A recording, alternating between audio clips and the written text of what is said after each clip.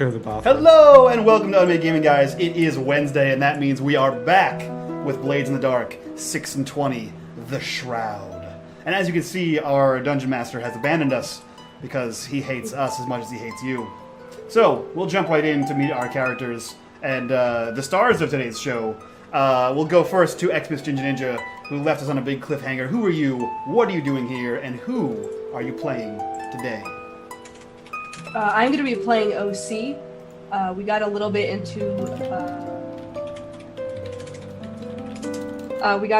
OC's backstory, and I think it's going to be interesting to see what happens with the Dimmer sisters, since they're creepy as fuck, I guess you could say.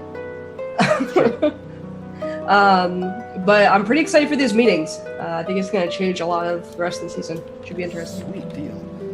Jumping over to the next star of tonight's show, we'll go to Crit Dice Gaming. Who are you? What are you doing here? And who are you playing tonight? So I'm playing Reymond Bowerstone. Yeah. Are you still hosting someone? Yeah, you're hosting someone. That's why I stopped my intro. Nope. Yeah. Refresh. You sure? Yep, because I'm live on my channel. Well, I look like a massive tit then, but g'day, No, guys. it still says you're hosting even when I refresh. Refresh yours. How about you refresh yours? Refresh what? The OBS? I like to refresh. Twitch. Okay, Twitch. Everyone in Twitch right now in chat is saying that they cannot see. So let's start this again. Sorry, that's why I was distracted. I apologize. If it's going, hey guys, fuck us, right? Hi, I'm Xmas Ginger Ninja. I play first-person shooter and horror games. I'm not doing my intro anymore. He's doing it. There we go. Now it's gone. There you go. It just switched. Sure, so we'll start over. Hello and welcome to unMadeGaming, guys. It is Wednesday, and that means Blades in the Dark 6 and 20, the Shroud. Like I said previously, but you guys didn't get to hear it. We'll jump over to our two stars of tonight's show. We'll start with Xmas Ginger Ninja, who left us on a massive cliffhanger. Who are you? What are you doing here? And who are you playing tonight? This intro is going to be just as bad as the first one. I hate intros. I'm Xmas Ginger Ninja. I play a lot of video games, first-person shooters, and horror games. Shut up, Slade. And I am pretty pumped to play some more OC and see what goes on with the Dimmer sisters, since they're fucking weird. Sweet deal. And we'll jump over to Crit Dice Gaming. Who are you? What are you doing here? And who are you playing tonight? So I will be playing Lord Bowerstone, which will be interesting because we set up a few meetings which will be played out this game, which should be good. But yes, I'm slave for Crit Dice Gaming. I play a lot of first-person shooters and horror games, and yeah, follow me on my channel. Sweet. Jumping over to the last player tonight, Greg, Grimjack21502. I think I nailed that. Who are you? What are you doing here? And who are you playing tonight? You did nail it. Yeah, Greg, Grimjack21502. I will be playing the newest member of the Shroud, Steam. Steam believes he may be a god, he may be right, he may not be right, but he believes there are others, much like the Cylons. And he is currently indisposed as he is tracking one OC. Sweet. And as always, guys, I'll be reprising my role as everyone's favorite spider, Nyx. Of the two spiders, I'm everyone's favorite. Come on. And last and definitely least, Johnny, who are you? What are you doing here? And what are we doing tonight? Nailed it. Sorry, I muted myself. I apologize. I'm Johnny. I'm VideostoreCowboy. I'm GM for 6 and 20. Here over on Not So Speedrun's channel tomorrow night, and then next week, starting on my own channel, we'll be adding the third crew. So we'll talk about that at the end. What we're doing tonight is we left on a bit of a cliffhanger with OC walking into the Dimmer sisters' house with a... How would you describe the state? Wounded or depleted, nigh in a possessed body? I think that's pretty much where we were. And we also had Reymond and Nyx preparing to go into a social engagement. Okay. With that in mind, we will open back on Nyx and Reymond as they are preparing for whatever that's coming next. You guys are in free play right now. we'll switch back to OC in a few minutes with Steam kind of sitting outside the Dimmer Sisters' house and discovering a little bit more about OC as we're going. But where are Nix and Reymond gonna basically approach this? How are they gonna do this? So last I left Reymond off was at the Vale. So I'd be expecting Nix to meet me there, so we can plan things. If he decides to turn up, that would be lovely. Yeah, I think he'll grace you with his presence. Oh, lovely. All right, so go ahead. Sorry. So with him receiving the letter and Nix being there, he's just going to pass the letter on to Nix to show him what he received, which is the invitation to go and see, first of all, Lady Rowan, but also that a certain Lord Bowmore was also interested in having a meeting. Cool. Yeah, Johnny, refresh my memory. What exactly does these letters say? Do you have stuff? No, they were not Was written there any down. circumstances to these letters, or just meet me here at X time? There was no specific circumstance established. However, it was basically, let's see. Oh my goodness, Reymond, it's been for ages. Come on over. That's what I thought. Pretty much. No, actually, so we had established previously in the past that Bowerstone was pretty much a recluse. I mean, him doing the Bower Bottom thing. Sorry, I did it again. The Bower Bomb thing. Basically, he spent the majority of his time, kind of out of the social circle and just doing his own thing. So him coming into the limelight was a big surprise. He would be known as a part of the family, or he would be known as a noble family. But the reality of that would be that there would be a lot of surprise. So if I remember correctly, it was actually Reymond who initiated the contact to Lady Rowan at Nix's request. Yeah, Nix gave... Yeah. So he wanted to contact other council members, and Nix gave him the name Rowan and Bowmore. Mm-hmm. No, you gave him the name Rowan, and then it was Bowmore. So you gave him the both, and then the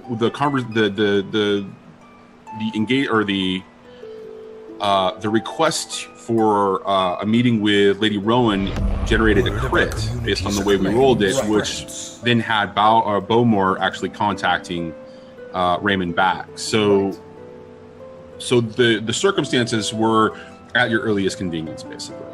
Got you. Okay. Cool. Yeah. So he would arrive to the Vale and see Reymond and walk over in his nice jacket, and he would walk over and say, "You asked for me to come here. What can I help you with?" Right. You look adequate enough, and you like to, you're good with your hands, right? Are you propositioning me? Yes. I'm going to need you to accompany me tonight. You saw How me does into that the sound? boy, right? We're going out for dinner, Nix. Okay. Good. Yes, parlor tricks then. Yes. I thought you wanted me to put hands on you. In which case I am more than willing to do that as well. But neither the time nor place. Dinner, you said. Where? Where at? Yes, we got invited to, remember you recommended, as the letter said, the Lady Rowan? Yes, the giant castle here in Six Towns. That is where we are going. Now, I have to admit, you weren't my first choice. Or the second. Fair. Maybe not the third. You were certainly a choice, though. So... don't drop anyone tonight. Right. Also, need I remind you, there were only 2 explosions. Don't add a third or a fourth, or perhaps mention our involvement in any of them. Did I make you cue cards? What would you like? Is there a symbol when you're talking too much? I agree.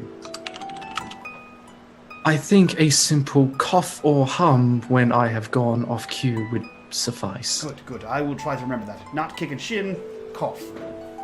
If you kick me in the shin, I will lash out. Very becoming of an alderman. Doors and keys, Reymond, doors and keys. What time is this meeting? 2 hours. Well, So you have plenty of time to freshen up. I'll wait here for you.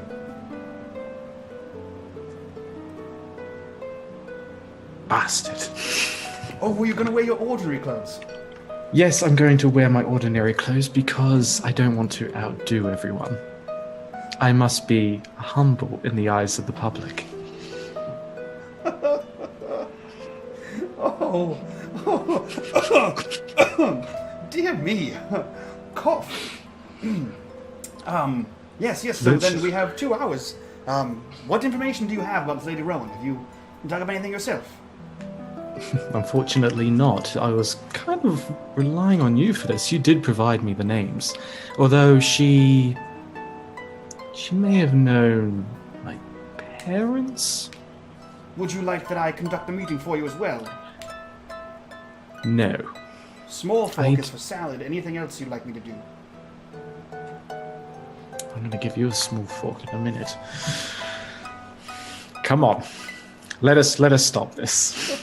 Let's stop this nonsense and act professional, men. So you have no information about Lady Rowan. You'd like me to accompany you and find out the information I can. Well, I'll take about 2 hours. I'll meet you at the castle. You can't miss it. It's a castle. Will you meet me there on time? Of course I'll meet you on time. Clean? As clean as I am right now. Good. Suffice it to say, as clean as I can be. I'm just not wanting any more blood on you. I don't want to give off the wrong impression. Like, knock, knock, hi, there's a body on the floor impression. Well, no, we need their friendship. For now.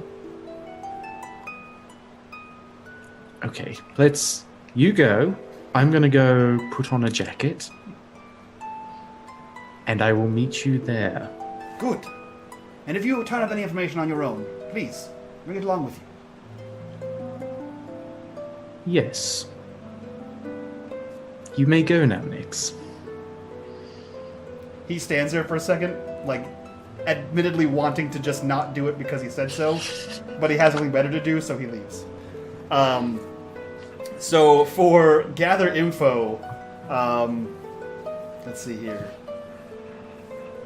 So the Rowans, I know that they're recluses. They kind of live in their giant castle and they conduct all their business from there. They don't really do a whole lot. Is that correct, Johnny? Pretty much. Okay. That would be common knowledge, very much so. Right. Do they employ people to come and go from the house if they themselves don't leave? Or if at a minimum Lady Rowan doesn't leave? I have a feeling. I have a feeling it would be very much common knowledge that for the majority of what they do, they have people who serve as intermediaries. Okay. Yeah. So how hard would it be for Nix to find one of these intermediaries by means of either a Rook network or Bluecoats? Well, I think it would.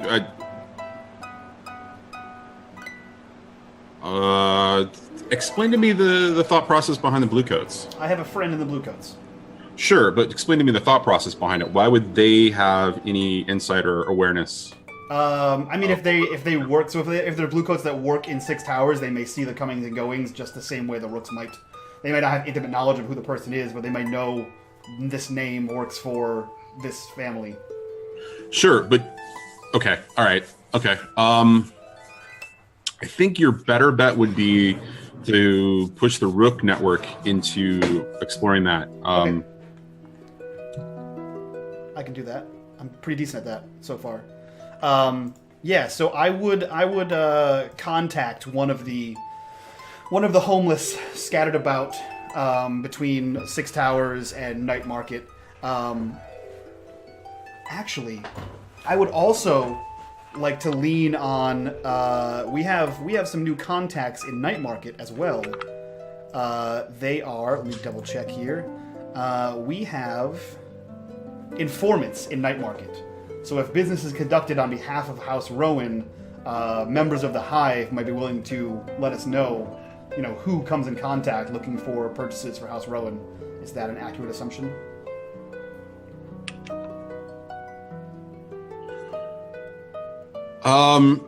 Okay, so why would the Hive care about the comings and goings of one of the noble houses? Oh, they Why don't. would- They don't, but we now own the informants that work in Night Market, that used to work for the Hive. So there's, I assume there's like merchants and like shopkeeps and store boys. Where did you acquire this? Is this a new perk? Nope, it's one of the turf that the Hive gave us. The Hive gave us okay. informants, Right, and the, okay, that's right. the Black Lamplights gave us a tavern. Right. Yes. So then you would be able to leverage that, but there's the mechanical benefit of it, which is information gathering. Right, yeah. So narratively, yes, they may be able to help Yes. us in that situation. Okay. So yeah, Right. Nix would contact one of the Rook networks, and I think he would lead the action himself, because that's basically what he's done the entire time. Okay. So he would lead the action and assist them with a consort, basically talking to the people that work in Night Market, the shopkeeps, like I said, the storeroom boys, the homeless network, basically trying to find one of these members, one of these people that works for Rowan House. Or hell, did the note say Bowmore as well? The letter. Did which letter say Bowmore? The letter from Reymond. Letter to Reymond, rather. The letter from Rowan to Reymond would have mentioned that Bowmore wanted a meeting as well. Okay. Yeah, I mean, he would prioritize Lady Rowan, that name, Okay. that house. But if someone turned up Bowmore, he'd pique interest in that as well. So what you're let me understand it. Let me make sure. Let me restate what you're looking for. So you are looking to gather information using the Rook network specifically to find intermediaries that are operating inside of Night Market. On behalf of Doing this House Rowan. on behalf of the House Rowan. Yep. Okay. All right. Cool. All right, and you're leading this action then. Yeah. Okay, and how are you leading it? With what action are you actually leading it with? So I will be rolling consort, basically talking to my contacts in the Night Market, the homeless network, just people in general. So let's see. So I go at consort. Would this be? This is gather info. So are there position? I assume right there's position for this. There is position and effect in this. So would this be controlled? Well, I think that's I think it's kind of up in the air. There is a certain amount of risk to them actually discovering, since they do take a number of precautions in the security of their business and of their estate. Yep. So I would argue that it's possibly risky. Okay, I'll take risky. Effect standard? I could see it argued for either standard or great, and here's the thought process behind. But I'm going to throw it back to the table after I explain where I'm coming from.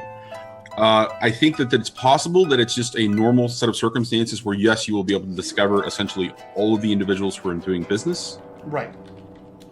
There may be an opportunity in respect to it being great, though, from an effect perspective, as you would potentially find ways to leverage, say, somebody's vice or somebody's, choice of pleasure or what have you, in manipulating them to help you in some way, shape, or form. Right. That's what Nix is hoping for, really. Right, exactly. So if that's kind of your intent, then I definitely think that the position, or sorry, the effect would be great. Yeah, Nix doesn't often make friends with people. He just finds their weakness, turns a few screws, and gets information he wants. So that's right, that's pretty much his ultimate goal. So if that's the goal, we'll select great. Let's see here. I get +1 die for using consort when gathering information on a target for a score. Okay. I also have the informants, which gives me +1 die. So that's 2. Let's see here. That's entanglement roll. Let's see. Does Nix have anything else? Vices, looking to a mirror. No. No. Okay, cool. Yeah, so I have a +2 die. Okay. So let's see here. 6. Mm-hmm. Okay. I'm going to throw this back on you for a second, because with the success and the effect being great, Yep. I want you to tell me a little bit about the person that you find that works as an intermediary for Lady Rowan and the Rowan House, because given the circumstance between you and the Rook Network and your informants in Night Market, you are able to peg almost everyone that is doing business on their behalf. Okay. So you get a lot of opportunity there to basically pick and choose who is the right person to use as your angle inside of this. Okay. So I'm gonna throw this back on you and say, who is this person, or what does this person do, and what is the way that you leverage this? Cool. So in Django Unchained, Samuel L. Jackson's character, I'm looking for that guy, the guy who directs the rest of the people around. Like, he says, okay, I need you to pick up X, Y, and Z from here. I need you to go here. I need you to do this. So he's not like the next in line. Like, he's not like super important, but he's a higher up of the servants. And his name is Arnon Dickinson. Arnon Dickinson? Yeah, I'll send you the link. There you go. Arnon Dickinson. With all of the it's pretty much exactly what we discussed. So he has this almost pseudo power trip that, despite the fact that he is essentially a servant in employ of House Rowan, he is in charge of several other servants. So he has this air of authority and power, and it seems to have gotten to his head. And he uses his authority and power to do a little bit of a kickback for himself.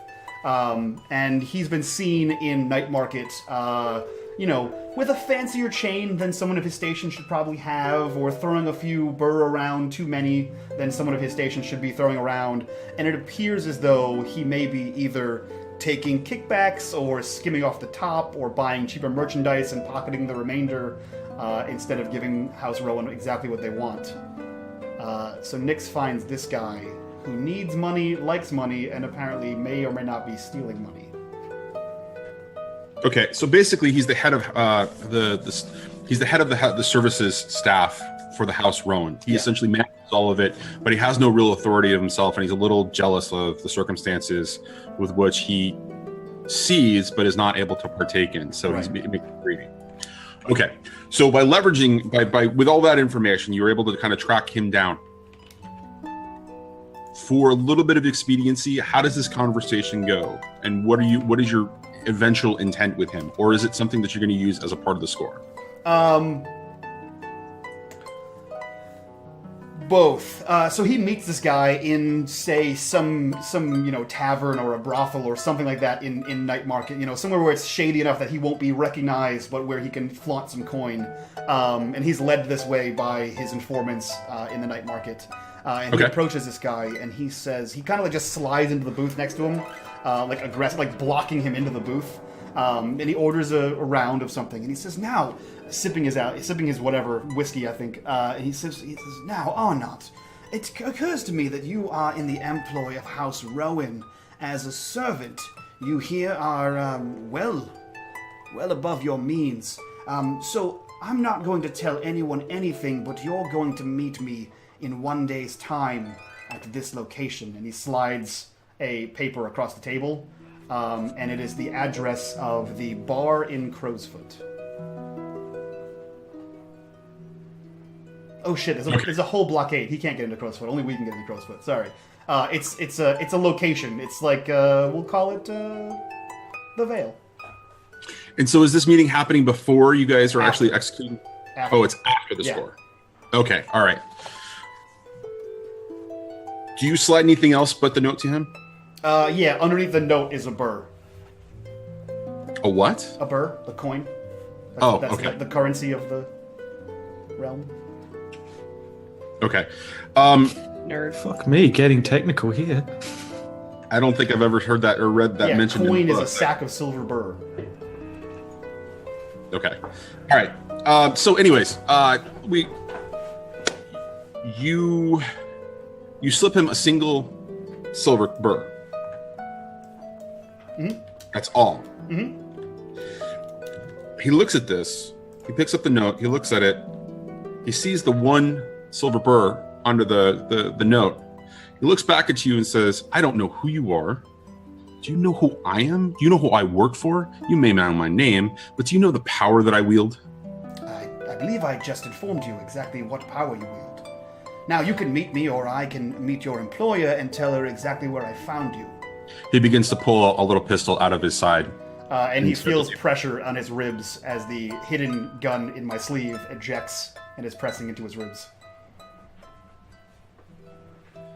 At that, he gets a little shaken and kind of pulls back and slowly puts the gun on the seat next to him so that you can see it.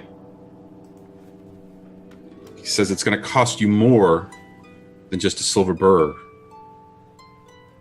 to get my cooperation. Oh, I'm an expensive man. I'm not trying to get your cooperation, you fool of an old man. I'm blackmailing you.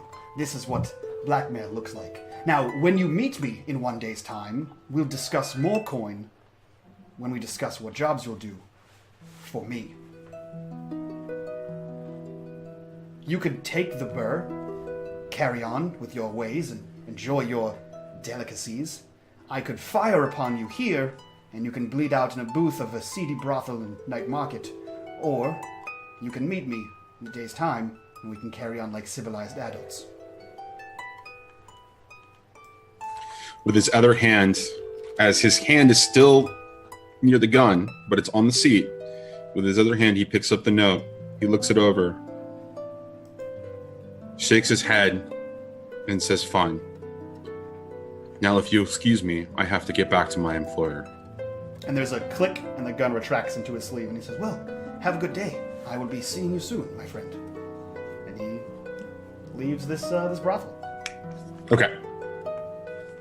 Yeah, and he'll meet at whatever time Slade said, or whatever time Reymond said to meet. He will do such.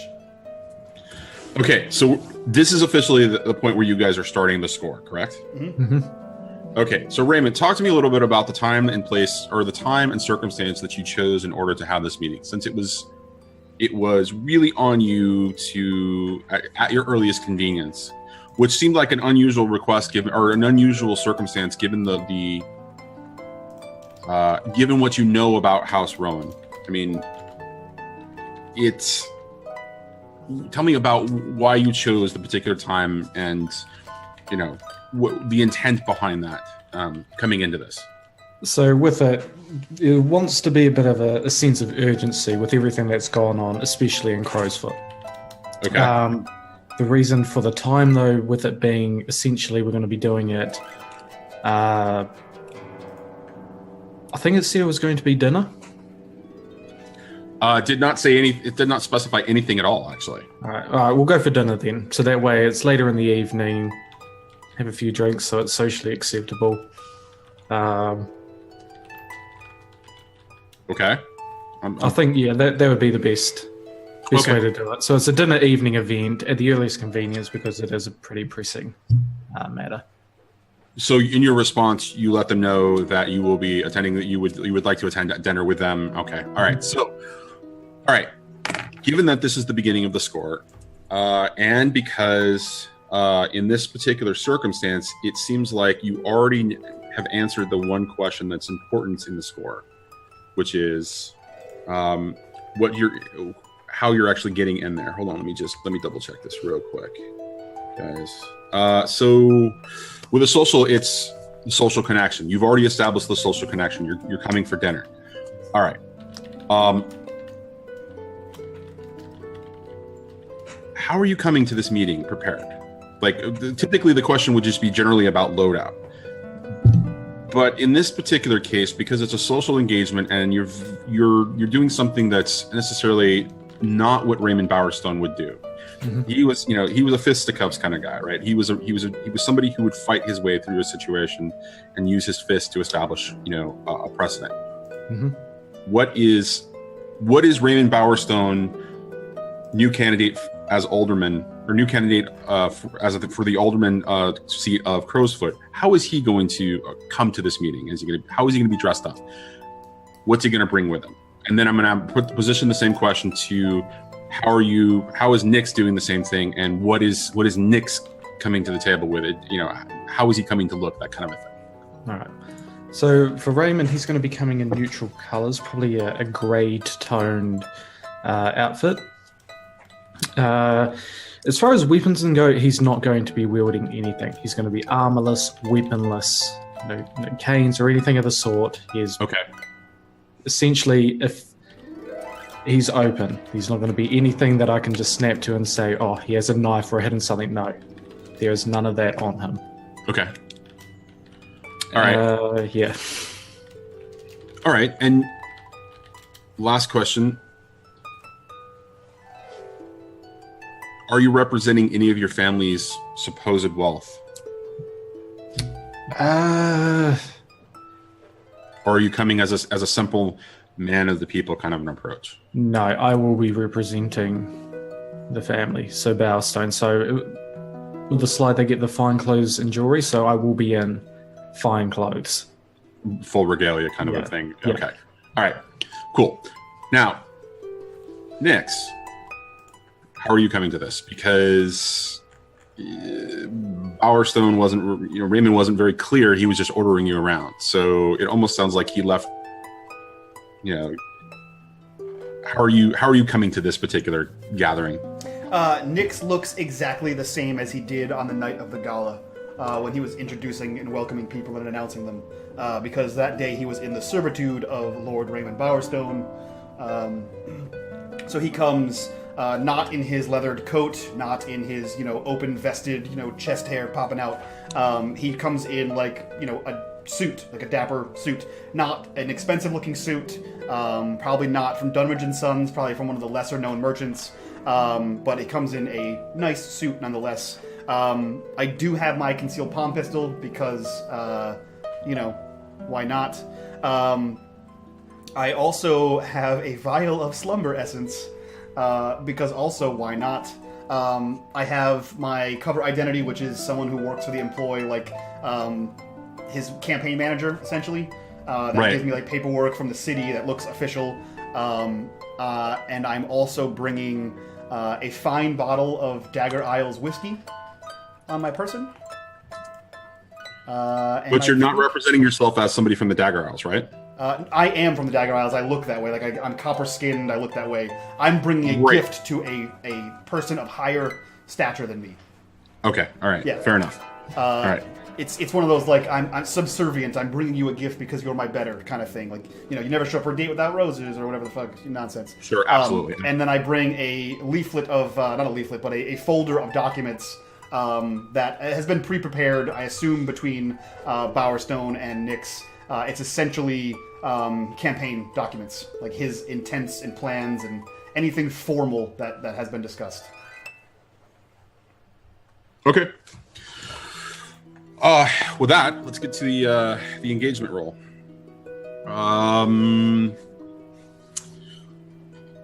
So this is a circumstance where you are here not only because of Bowerstone initiating it, but you are here because of a crit.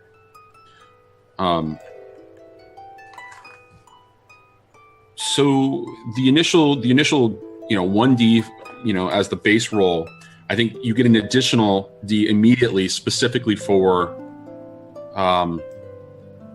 because of that crit. I mean, it was a pretty significant roll because it did a lot to get things started off. All right, what else is an advantage here in this situation? So first of all, because I have Weaving the Web and I used Consort to gather information for the score, we gain one die for that. Okay. And that's it from abilities, I believe. Well, I'm not. So what else? But what else? What else is working in your favor here? We were invited here. Oh, I guess that's the crit. I mean, we're not here on family connections. Yep, there you go. Potential family connections. Okay, so all right. For once, we're not here under false pretenses. We're actually here to discuss his alderman status. We're not intending to lie to this person. Like, this is an actual meeting, like a normal, non-criminal element meeting. As far as we're planning, at least. Okay, yeah, I actually think that actually applies, given the fact that it would not be uncommon for somebody in this particular circumstance, with this amount of security going into the situation, that they would not have somebody with the ability to detect whether you're being honest or not. So I think that definitely fits into as an additional die. So that sounds like 5 die to start. Yeah, that sounds like 5 Anything die. else? I can't think of anything. Reymond? No, nothing off the top. Okay. Ghost cast members? Do I have a Steam? Do I have a Steam at my side if anything goes wrong? I'm a spooky box ghost. I'm a spooky, my girlfriend's dying. You shut the She doesn't remember you though, so it's okay. Yeah, it's fine. Only you'll have hurt feelings. So 5. 5 dice. Look at that face. That face is horrible. It's okay, I remember my fighting skills. We only need 3 cast members on this team. Bye-bye, Nix. Okay, so disadvantages. I got 1 or 2 in mind, but I'm curious Keep it to yourself. hear if you guys think that there are any disadvantages in the situation. I mean, obviously, Slade is incredibly worried that it's not home turf. I don't really see that as a disadvantage too much. It's not like we're fighting here, we're just having a conversation. Like, we're not going into enemy territory. That's the one thing that this isn't. It definitely is an enemy territory, that's for sure. I mean, it's one noble family to another. So there is an advantage there in that respect, and that's already represented to some degree. That history between their families is represented? That history is between their families is represented as part of the positives, yes. Okay. And that was reflected, I think, more in the crit than anything else. Okay. I got nothing. So, but this is okay. So does anybody else have any ideas about disadvantages? I don't. He's trigger happy. Wait, I don't think Bowerstone has ever used a gun. I don't mean him. Neither has Nix. You just pulled it on some guy like 15 minutes ago. I've never used it. Let's be fair. The guy was pulling a gun on him. That's because he's kind of a dick. I would have done the same thing. I mean, as long as he's not going in there throwing the servants off the balcony, I think we're going to be fine. Yeah. Okay. I mean, if we're being honest, that's Nix's tombstone. Nix, whatever the hell, dastardly. He was kind of a dick. Fuck, you can't take my... No, That's I'm what done. it says. Okay, so nobody can think of anything as a disadvantage in this situation. I can't think of anything. No. What do you Raymond's a bit of a bastard. Okay, I can accept that one. I mean, let's be serious. Let's be serious for a second. Okay, so here are the disadvantages that I see so far, and there are, depending upon, there could be 1 or 2, and I'll let the group decide on the second one. But the first one, I think, is definitely affects you guys a little bit because of the amount of effort that Reymond put into the Bowerbaum identity and how much he neglected his noble standing after his parents died. I think that affects perception of you and in social graces. So I think that definitely, affects the situation such that it actually counts as a disadvantage. So I'm going to remove 1 die for that.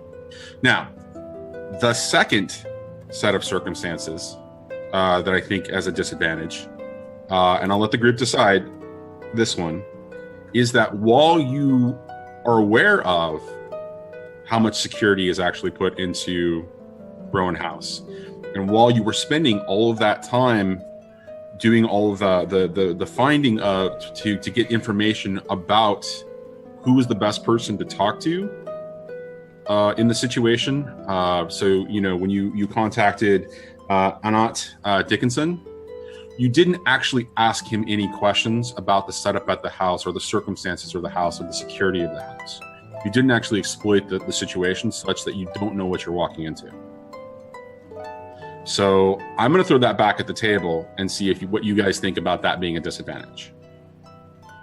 I mean, I can see it as a yes or no. For the one thing, like if it was, sneaking in, knowing the layout and not needing to be spotted,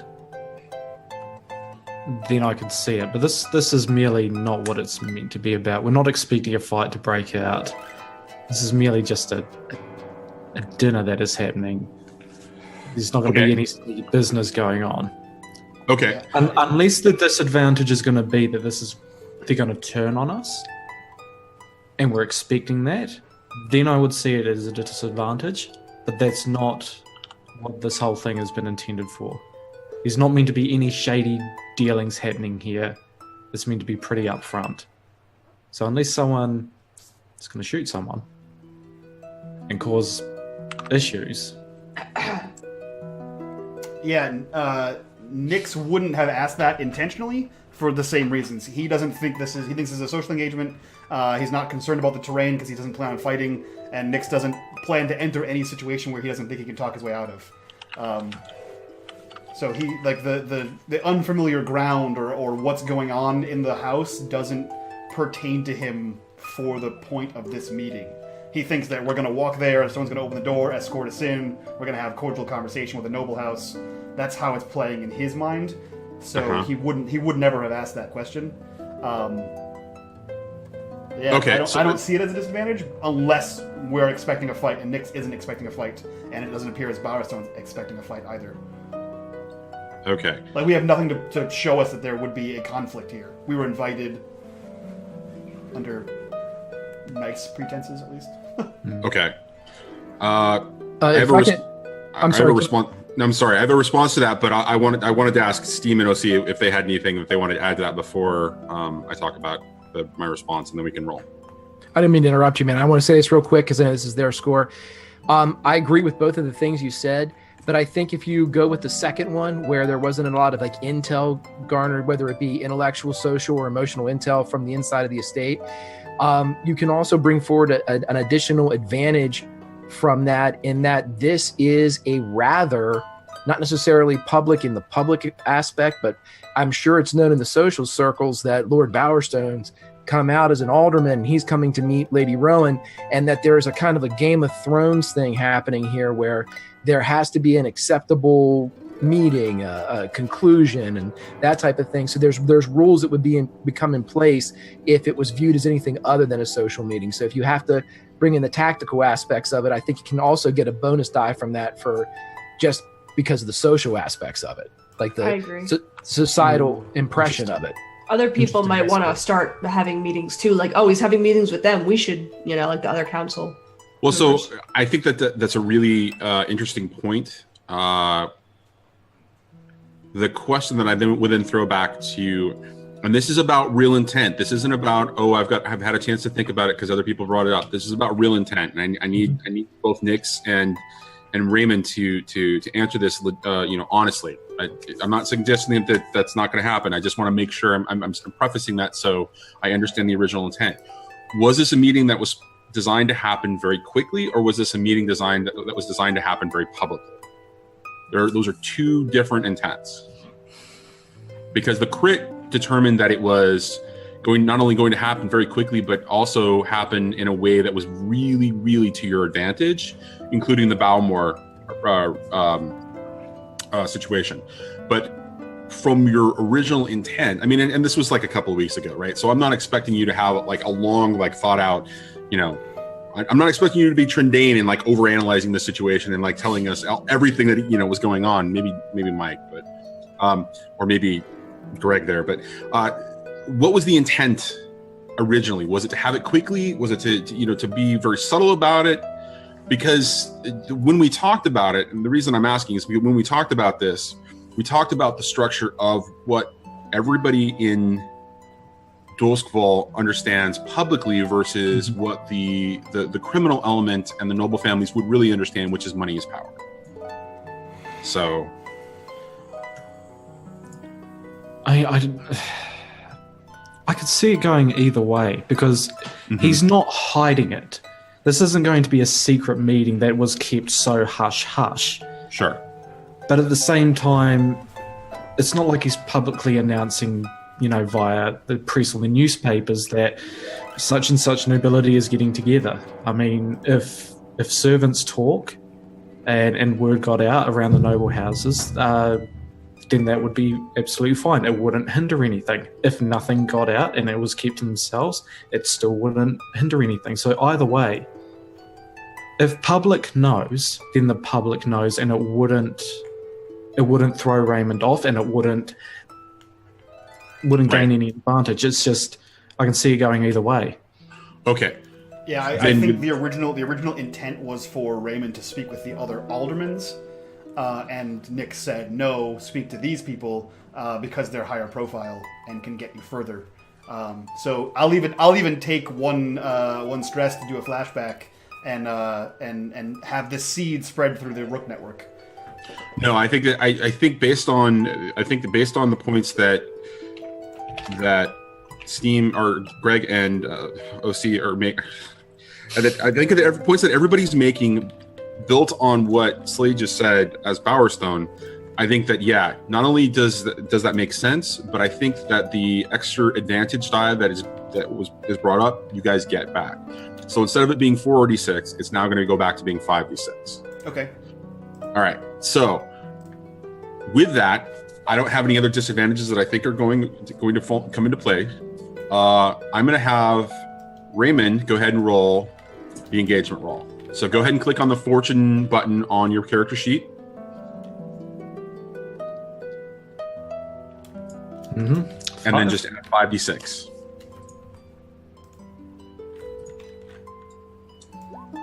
Oh. Wow. Wow. Wow. That's wow. crit. Oh, yeah. Yeah, it He is. owns that house now. That is a beautiful roll. Wow. If there was any roll that you needed to roll a crit on, this is one of them. The other might be the interaction with the Demercestors, but we'll get to that in just a second. I don't think I'm getting assassinated. I'm going to have a drink. At least not here. Word of our community's acclaim spreads. Carry on. I'm gonna clip that so hard. Anyways, all right. So we're gonna begin right at the table. Now I'm gonna describe to you guys what happened getting to the table. I'm gonna describe a little bit of the circumstances at the table, and then we're gonna go right into the conversation. So when you arrive at the estate, actually, Slade, tell me what happens. Tell me what House Rowan looks like when you arrive. So, House Rowan, when I arrived there, it's fairly lit. Like, isn't quite bright on the inside with all the candle lights flickering out. So it's not looking daunting. It's actually looking quite inviting. So Okay. when we pull up in the wagon, there are a couple of servants on the outside that open the doors for us, let myself and Nix out, ask to take our jackets. Reymond happily offers his jacket to the servants, and they open the doors, and you know, with them there's probably a nice wee little band that they have playing with some relaxing music. Butlers come up offering wines and basically say, you know, your hosts will be meeting with you soon.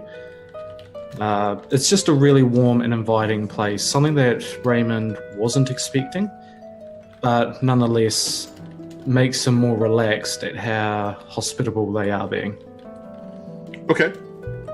So one of the things that you do notice because of the crit, as you're you walk into this environment, you notice that the music, the cordialness of the servants, the well-lit air, circumstances of the house with candlelight. You notice that that their intent is to make you feel at ease, and that they are putting on a show for you. Because based on the information that Nix was able to gather prior to all of this, you know that the house is not only under lockdown almost all the time from a security perspective, that they don't operate the house normally like other people. The blinds are always closed. It's not always well lit. There are concerns about people actually sneaking onto the grounds and potentially infiltrating the house. And so there are all these security precautions that are typically taken. All of that is not happening. And it, to you and to Nix, feels like they're almost trying to disarm your concern or your caution to make you feel completely at ease.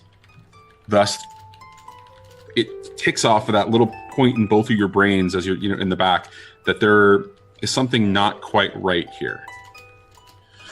And so you're led into a sitting room and offered drinks, and they sit you down, and a little bit of polite conversation is had between you and the person who is serving you drinks. Making sure that you are well taken care of. Do you need anything else? Do you need to visit the water closet? That kind of a thing.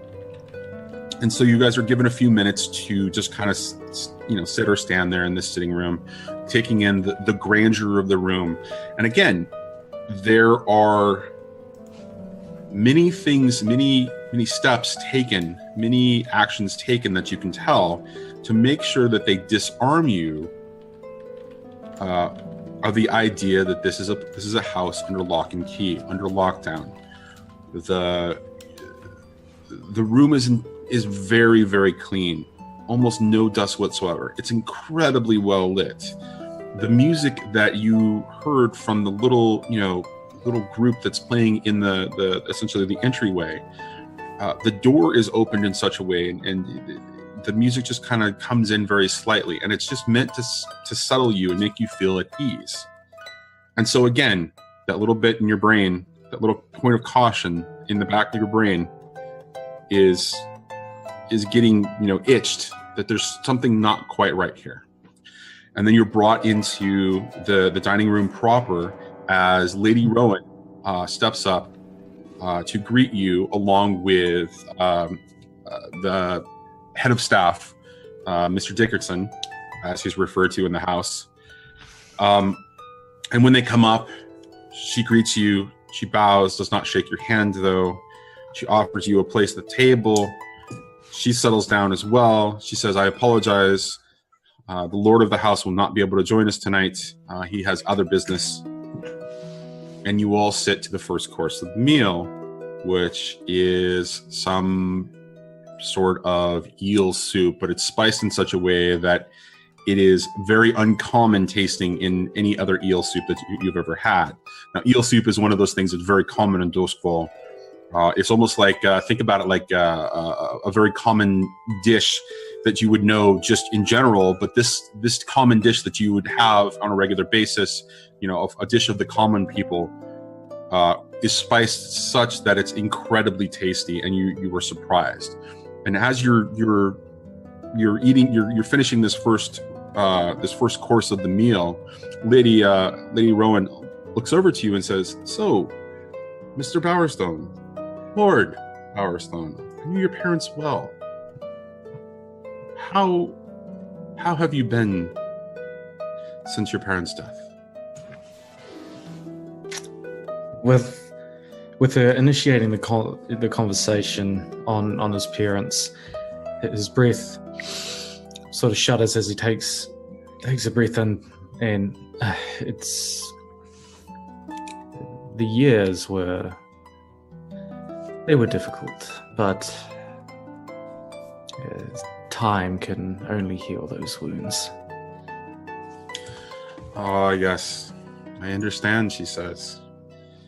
And she kind of gets this distant look for just a second and says, "Time does heal all wounds. Now, I knew your parents, and they were good people, but they had no interest in politics. It's interesting because we didn't think that you had any interest in power or politics either. I mean, you've been out of the limelight. You haven't been very social. What inspired you to seek public office?" Well, spending a lot of times at home, you hear a lot of stories. You notice a lot of things that happen around. And I grew tired of waiting for other people to sort the issues out. I thought it was time to give back and help. I don't think you spent a lot of time at home. I do understand that you had extracurricular activities. "Oh, the salad is here." And the servants move around to serve the three of you at this table. And it's, you know, a reasonably long table. Probably a good 10 or 15 feet, but it's set up for an informal, smaller gathering kind of a situation. Nyx is positioned off to your right as you're at one end of the table, as is appropriate to the head of a noble household. She is seated at the other end, and she is alone. The head of house, Mr. Dickinson, is attending in the background, but available, but not actually. He's just more monitoring the situation. And what they bring to you is something incredibly expensive, showing the true wealth of House Rowan. Are some vegetables covered in essentially a light vinegar dressing. What catches you off guard is that you've only ever had one of the three vegetables represented. There's some sort of leafy vegetable, and then there's something that looks like a tomato, and then there's something that looks like an onion. And you've only ever had the tomato before, essentially. You didn't know that these vegetables were still available. You had thought that they had, died out in history, and that they were no longer there. So she's demonstrating her wealth to you as she's doing this. Yet again, itching that little part of your brain about what's going on here. And she says, "Well, I'm glad that you decided to come into the light. That's an important step. So I was really happy to get your invitation or your inquiry about meeting. And so I took this opportunity to not only sit down with you, and I appreciate you actually asking to come to dinner. That is my favorite time of day. I don't really enjoy social situations very often where I get to eat with someone. What?" And she pauses for a second as she gets that little distant look in her eyes again for just a second. And she comes back to, it comes back into focus really quickly. And she says, "Why do you want to save Crowsfoot?"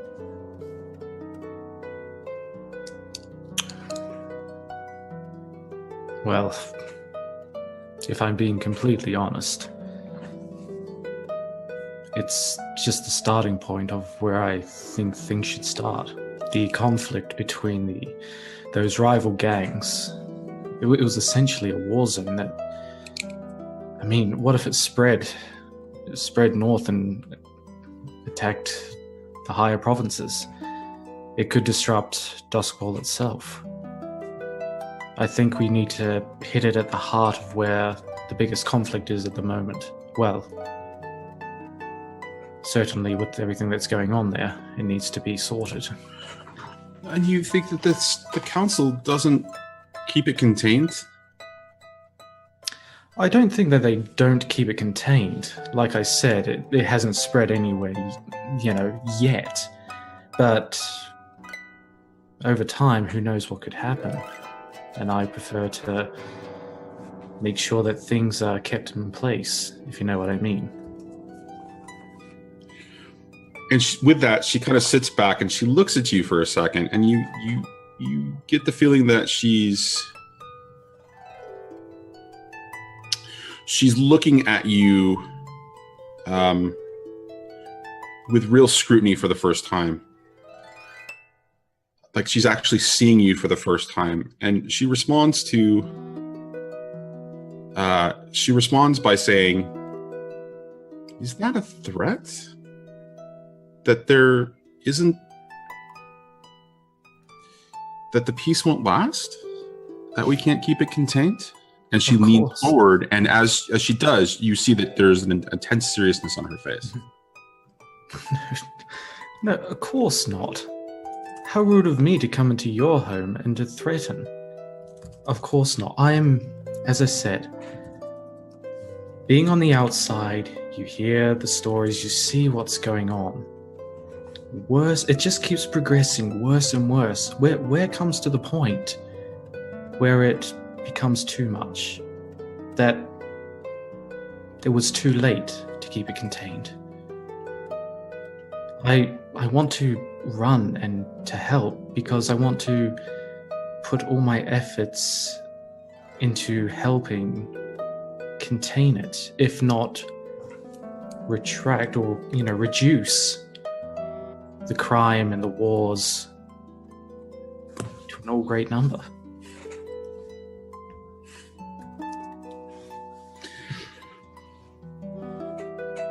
That doesn't quite answer my question, she says.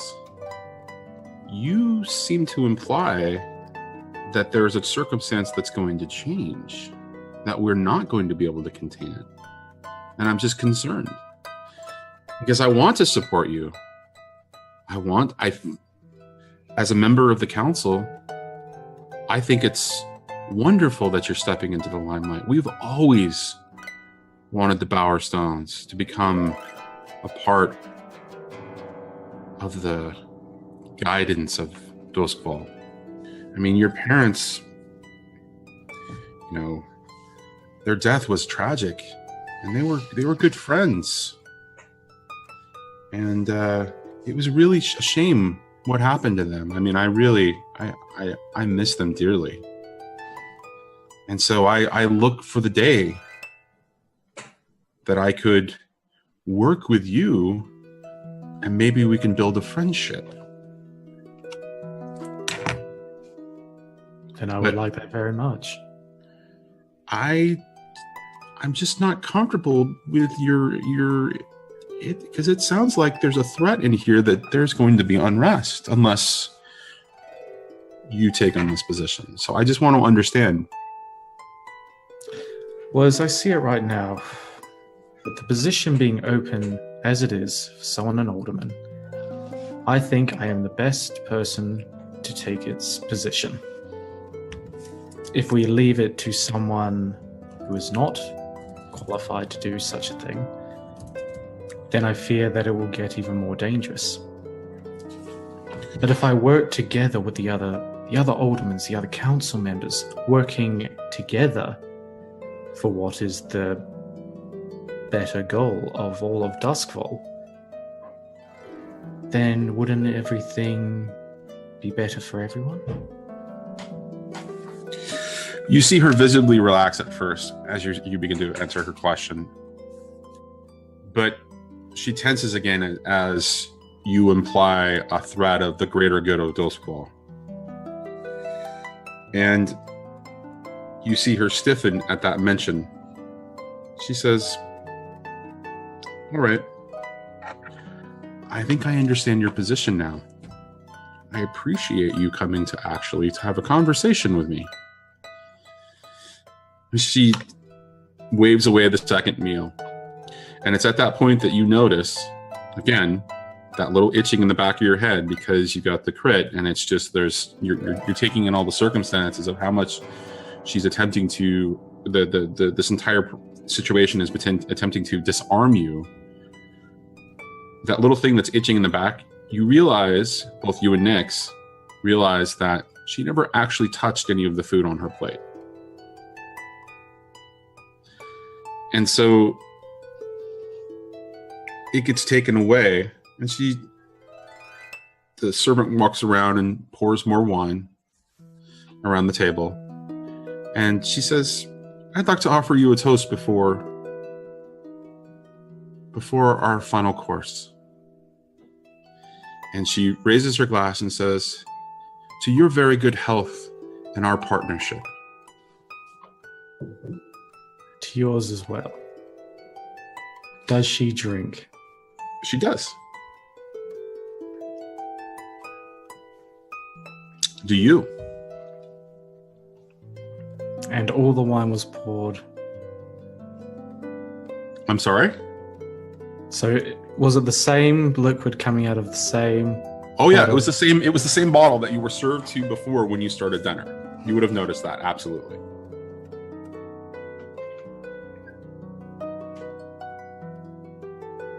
You got me thinking now, is it a 2-part poison, or is this the antidote?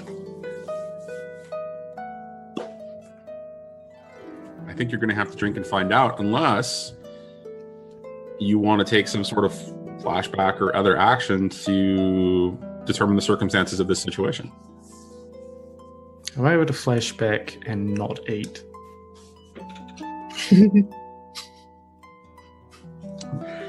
Sure, but that's going to be like that's going to be at least 2 stress. Done. Because ain't no way I'm getting poisoned at the table. What about next? Eat, mate. Yeah. Goodbye. Finally, we're getting rid of him.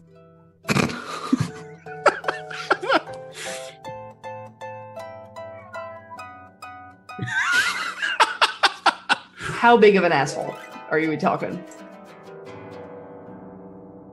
Oh, so gaping. Got it. Okay, so to bring it back into focus just for a second, you do realize that that you not eating while Nyx is eating, that would be offensive to her. You would know the social. I'm drinking it. Screw it. I'm drinking. Okay. All right. So I'm just saying that the flashback is what would be offensive. Yes. The flashback is what would be offensive. No, I'm eating and drinking. Okay. All right. Okay. So you take the drink, and she's excellent. And then she waves, and the final course is brought in. And it is this stewed, sort of weird kind of meat thing that you at first don't really understand what it is until she explains to you that it's actually a very select choice of meat off of a goat, and that these are very specially bred goats for actual eating, and that it is actually a delicacy, and that she's not sure that you've ever had it. And I'm sorry in advance, Louise, as I talk about eating goats, but the table is set, and for the first time, she takes up a bit and starts to eat.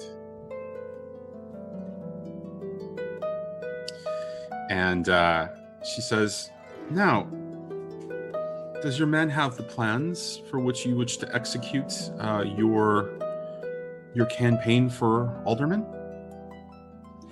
Nyx, you have those papers, please.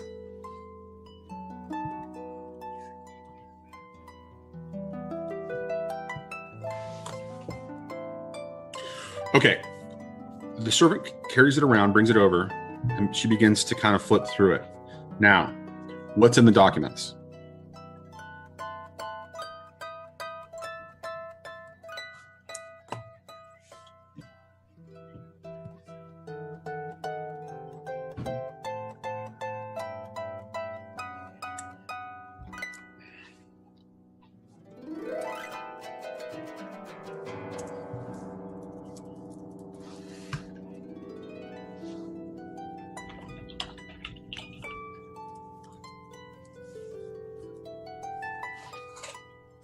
You're muted. Sorry. So the pamphlet contains plans for the religious reconstruction project in Sick Towers. It contains plans for the rebuilding of the block in Crow's Foot. It outlines bullet points on how to deal with the gang warfare that's happening in there. And there is a small hidden footnote, or like a disguised in wordy jargon footnote. Which is? So if you want me to roll to disguise the jargon for not being known, the jargon essentially gives Alderman Bowerstone the authority to form not quite a blue coat, but like a personal guard, essentially. In direct service to Lord Bowerstone for the purposes of quelling the gang riots. So I want you to roll it. How deep would you? Okay, so you basically offer her a number of these, a number of documents. I'm assuming that it's going to be on the order of probably at least 20 or 30, or maybe even more than that. Oh yeah. This is filled with like the first few pages are just legal mundanity that makes you not want to read. It's like reading any bill that passes in America, where you get like the first page through and you're like, this sucks, I'm done. So you don't want to get to the back. And even when you get to the back, it's like The first party of the fourth party is hereby known as party number A, and hitherto forthwith, and a bunch of just nonsensical jargon words to disguise the actual meaning of what is said in said paragraph. Okay, And so it makes yeah, references to like earlier points in the document. okay, I definitely think that you're gonna need to roll on this one then. Sure. Because what she's going to do after she kind of flips through them is she's going to hand them off to Mr. Dickinson. Mm-hmm. Mr. Dickinson is going to be asked to hand them off to her solicitor for review. Yeah. So I want you to go ahead and roll that. How do you want to roll that, though? Sway? So Sway says when you sway them with charm, logic, deception, disguise, or bluff, and I guess I'm doing logic and deception with those things. I'm disguising words within words just on paper. Okay.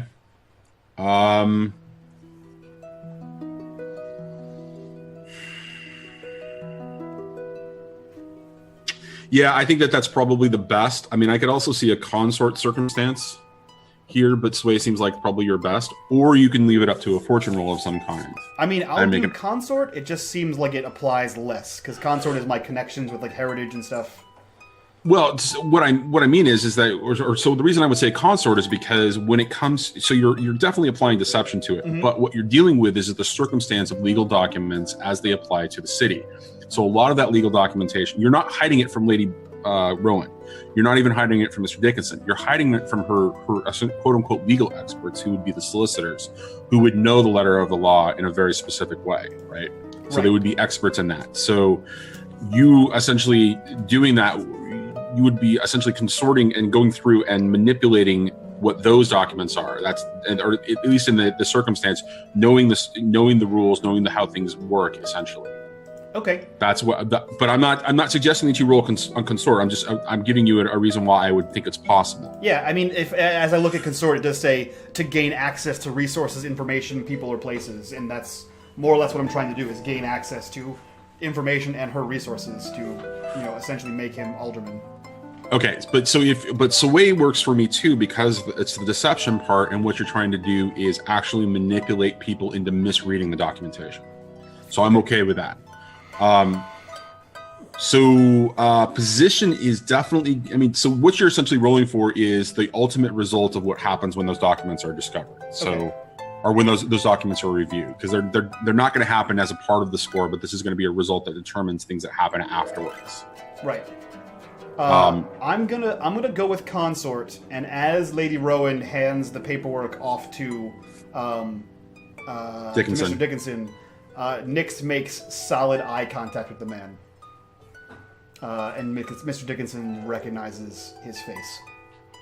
So are you intimidating him then? Nope, I'm just looking at him so he knows who just handed him those documents. Because up until now, he had no context to who the hell that guy was in a bar. He just, a random stranger just appeared to him in a bar and said, "You'll meet me at this day and this time, or I'm going to shoot you in the gut." And now this man's at dinner with his boss.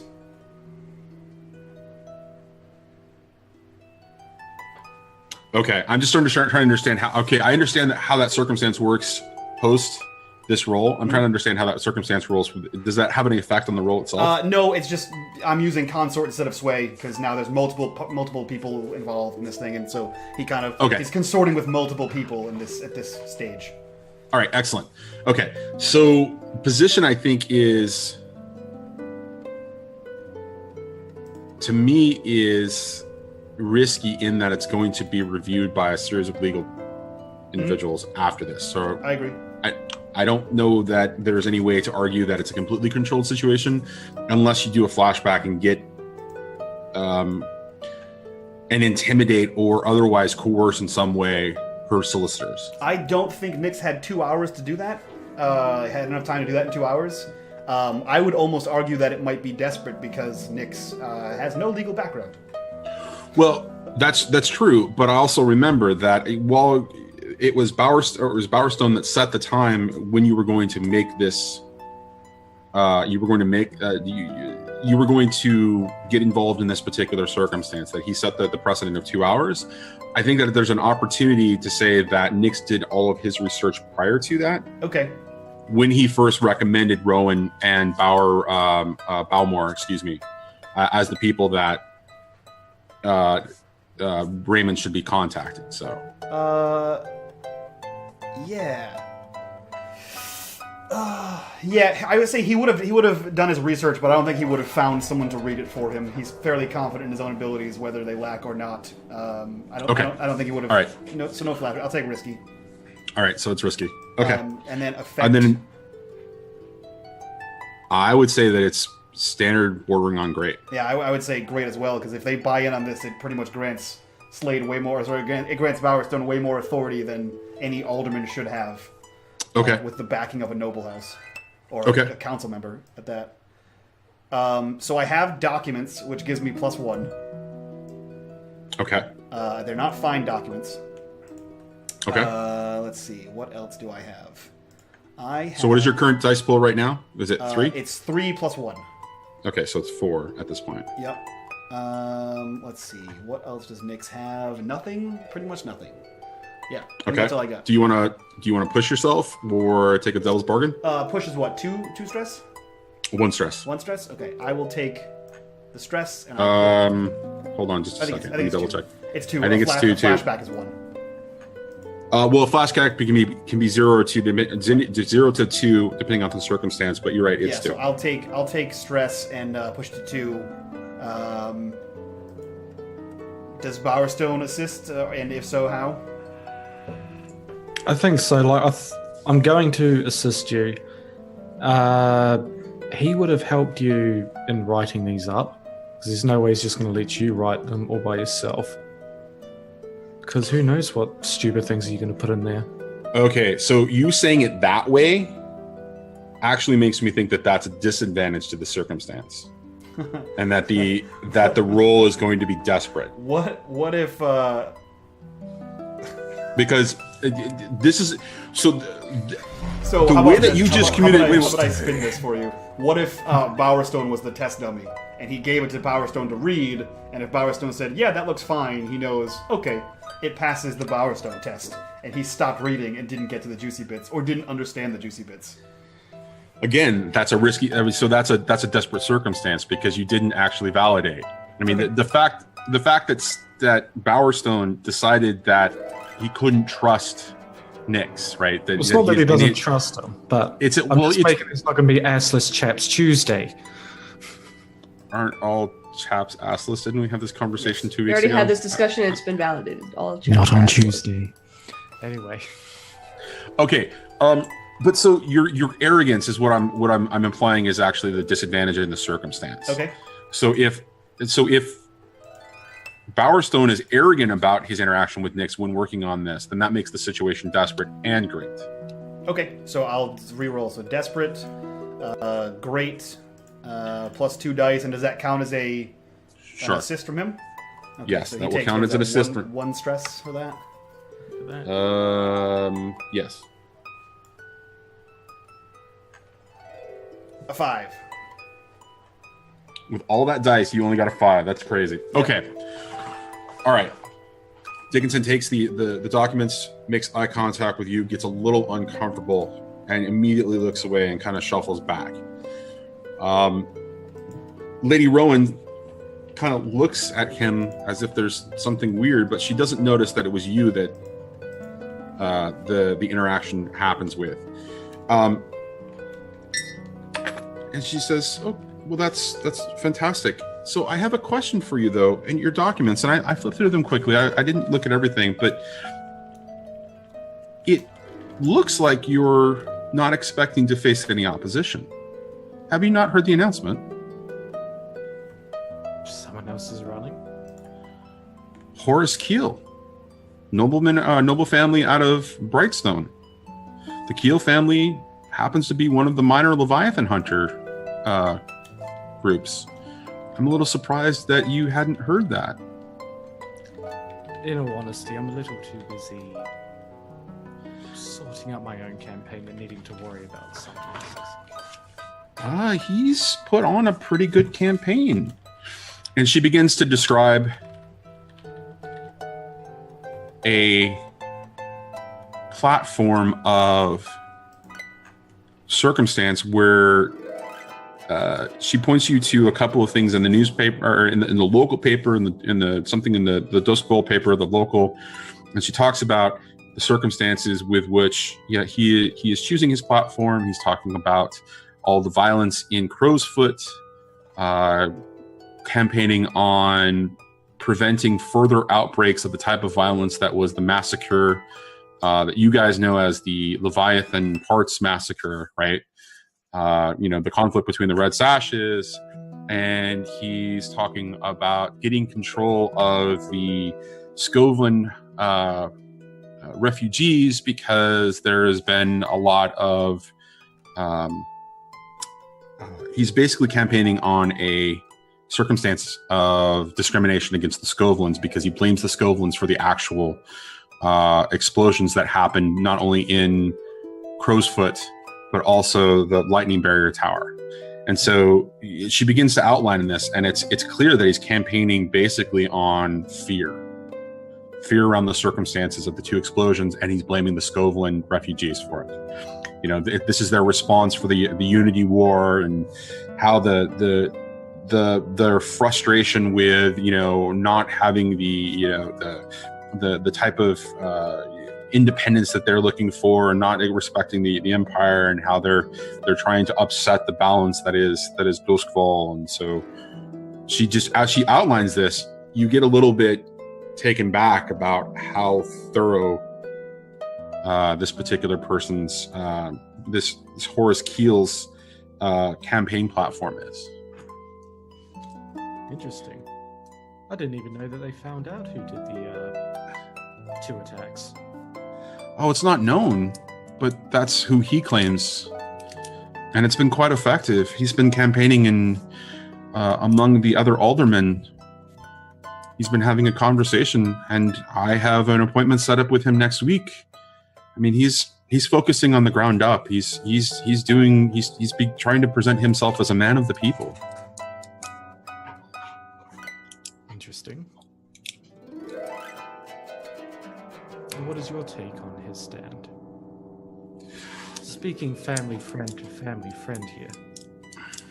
What is your honest stand on this? All right.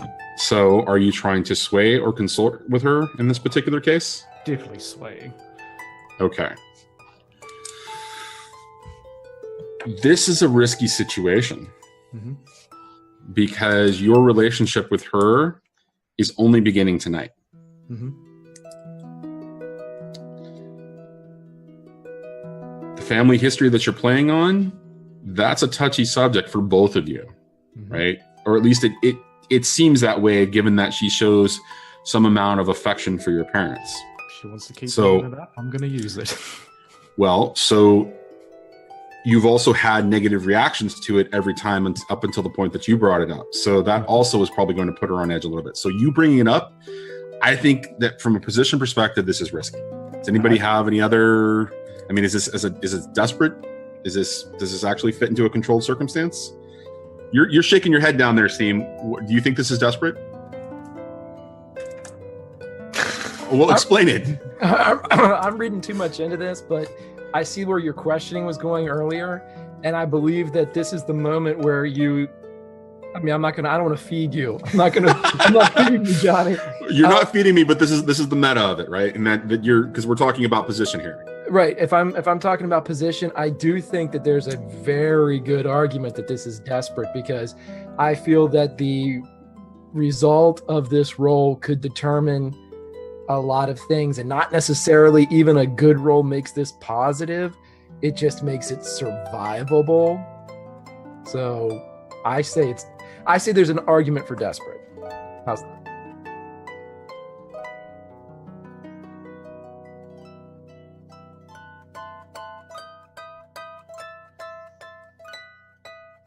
Okay, sure. I agree that it's desperate then. That makes a lot of sense. I was just giving you the benefit of the doubt. All right, so effect. Is this about gaining her personal loyalty and trust? Or is this about sending a message through her to the other noble families, or potentially the council, because that's really where it goes from. It can be considered limited to great, because it really is. Who is the intended target for this particular inquiry? It's for her. Okay. Basically, I'm wanting to get her vote. Her on my side. I can go and handle the rest of them. I'll do that personally. Mm-hmm. But yeah, just for this one, because it's my first one, I'm only solely focusing on getting her and her noble family. Okay. All right, so then we'll call it limited. So do you want to take is there anything in the social circumstance that applies from an ability perspective? Nix, is there something in the... Okay. Is there something in the crew sheet that applies to this, Nix? Let me double check. Hang on. Because the next question I'm going to ask you is Nix assisting, or is there going to be a devil's bargain or pushing yourself kind of a thing for? No, there's nothing in the crew that would help with this. Okay.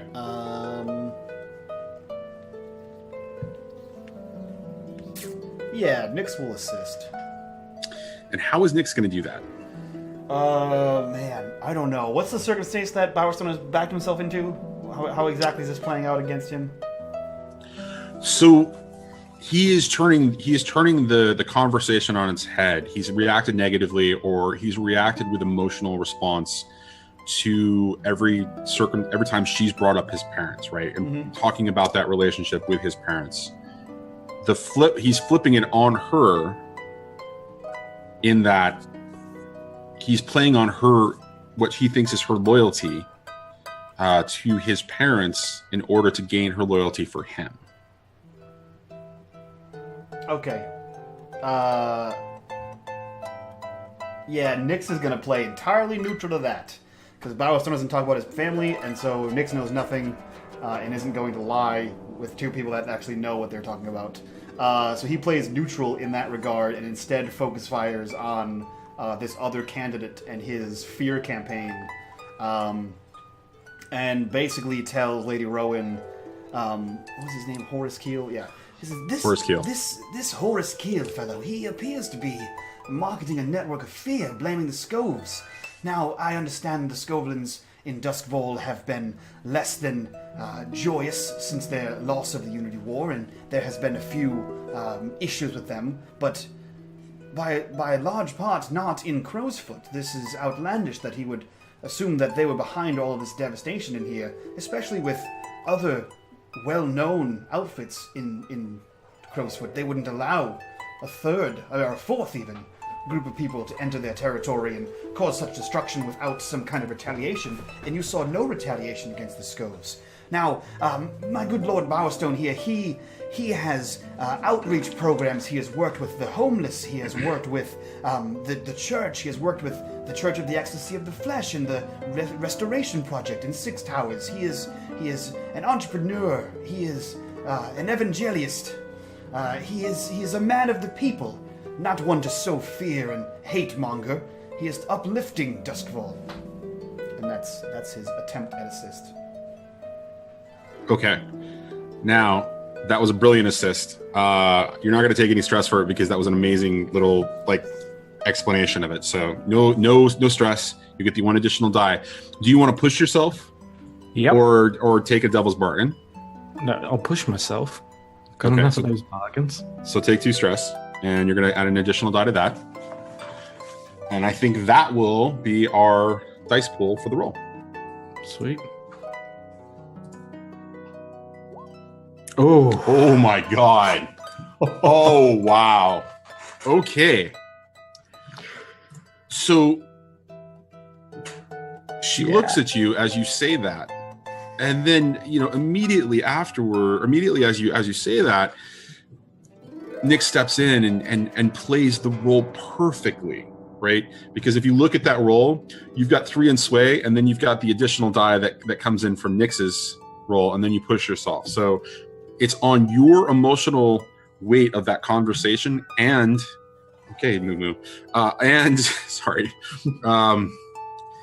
and Nix's just beautiful, just succinct explanation as to why the circumstances are really better for you to be in charge, why for you to be alderman, that her face just kind of softens just a little bit when you mention your parents. And then her face gets serious as Nyx explains it. And she's like, you were right. You have my full and undying support.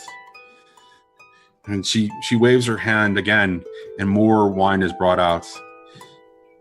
And this time, she doesn't even wait to toast. She's like, she lifts and just goes as she offers you and Nyx more wine. She says, I will put in a good word for you with Bowmore. This conversation, yes, this could be really what we need. And she says, all right, my solicitor's in the back room. Give me just a second to make sure that all the paperwork is in order, and we'll get this process moving forward through the city council. And she steps away for a second, and Dickinson is just kind of standing there, waiting in the room, looking at the two of you, but not really kind of looking at Nyx because he's just uncomfortable with the situation with Nyx. And she comes back out and she says, this all looks in order except for this one little part here at the bottom. I'm not opposed to it. Something about forming some sort of new watch. Can you explain this to me? Yeah, Nyx looks up because Bowerstone seemingly has no idea. And he says, yes, this is just a protectory clause.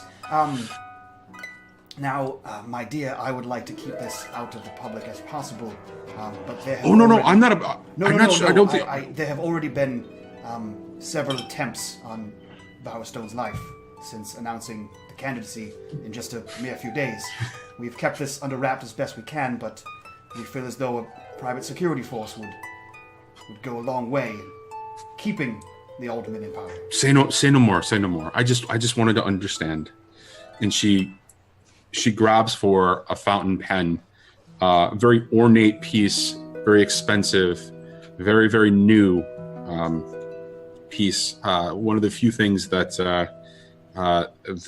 stands out in the house as being ornate and not, just it's a lavish setting. But this is like almost a piece of jewelry, almost this ornate fountain pen that she looks at it. She says, "I just love these things. It's amazing. I marvel." And she signs something and hands it back to Dickinson. And it strikes you as a little bit of odd because fountain pens have been around for at least a good 20 to 30 years. Something that both of you would know as being a part of your normal life. Mm-hmm. If you spent so that little interaction catches you off a little bit. She says, "That's okay. That's fine. I think that's great." And I think, and she whispers to Dickinson. And he immediately heads out of the room, and she says, "I'm gonna have some of my security force escort you back to your estate. I'm really glad. I'm really glad we could have this conversation." And she kind of pauses for a second, and she gets that distant lack of focus in her eyes, and she just kind of comes back to herself, and she says, "Yeah, okay." And then she says, and she points to the security staff individual who just kind of walks in and says, "Please escort Lord Bowerstone back to his estate. It's important that he gets there." And she says, she gets up and she bows, never reaching for you, never to do any type of formal contact. She says, "I hope things will go well and you have my support. Expect your meeting with Lord Bowmore to go just as well." And before she leaves, Nyx reaches down to his pack. I assume he has some kind of, messenger bag of some kind, of attaché case, and he pulls out a fine bottle of the Dagger Isles fire whiskey and presents it to her, and says, "My lady, I wouldn't be remiss if I didn't just give you a gift for your fine hospitality here and your, undying support. And if I may ask, I've never seen a fountain pen of that make. I would love to procure one for Mr. Bowerstone, if you could tell me where you found one." She waves her, and she looks to Dickinson and says, please get that information to him as soon as you possibly can. And she says, she looks from you to Bowerstone, and she says, this one's a keeper. He does you well. You should make sure that he is well taken care of. I would not want to. And she gets this kind of distant look for a second. And she comes back and she says, I would not want to be on his bad side. I would not want him coming after me. And she looks at him, and for the first time, Nix, you notice that there's something different about her eyes. They're a little bit darker. And so she just kind of, and thank you for your gift. And she says, now you must go. I have other things to, and she pauses and her eyes begin to lose focus a little bit. And she's like, I have better things. I have things to attend to. Of course. And she says, have a good evening. And so you were escorted out of the dining room, back and through the sitting area into the foyer. And as the security detail begins to kind of form around you, there are 4 individuals that step up. Another security detail individual kind of walks in from the outside and says, we can't move him through the normal way. There was a group of ruffians waiting out for him in the front gate. We're going to take him out the service entrance out the back. And at that, they escort you into the carriage. They mount up in a separate carriage, kind of following you with one of the security detail sitting with your driver on your carriage as they escort you out through the back gate. And that's where we'll call the end of the score. So there was a couple of crits in there. That was pretty crazy. I mean, you had the crit on the fortune roll, and then you did crit on the sway. So that was pretty freaking phenomenal. Now, going into downtime, I want to get to what's going on with OC and Steam at the Demmer Sisters, but I do want to at least give you guys an opportunity to get rewarded from a downtime perspective. So, but the context of her being at the Demmer Sisters almost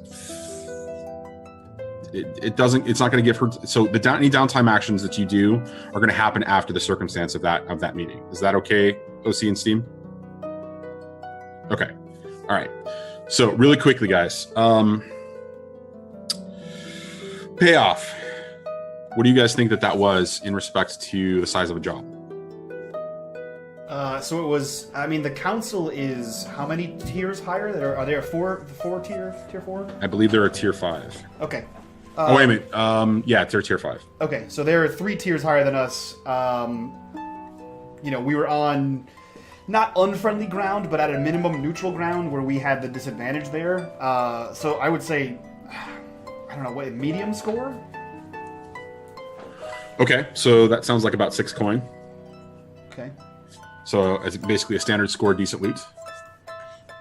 From a rep perspective, the minimum is 2, plus the 3 additional for the difference in levels between the two, between the two factions, essentially between you at tier 2 and them at tier 5.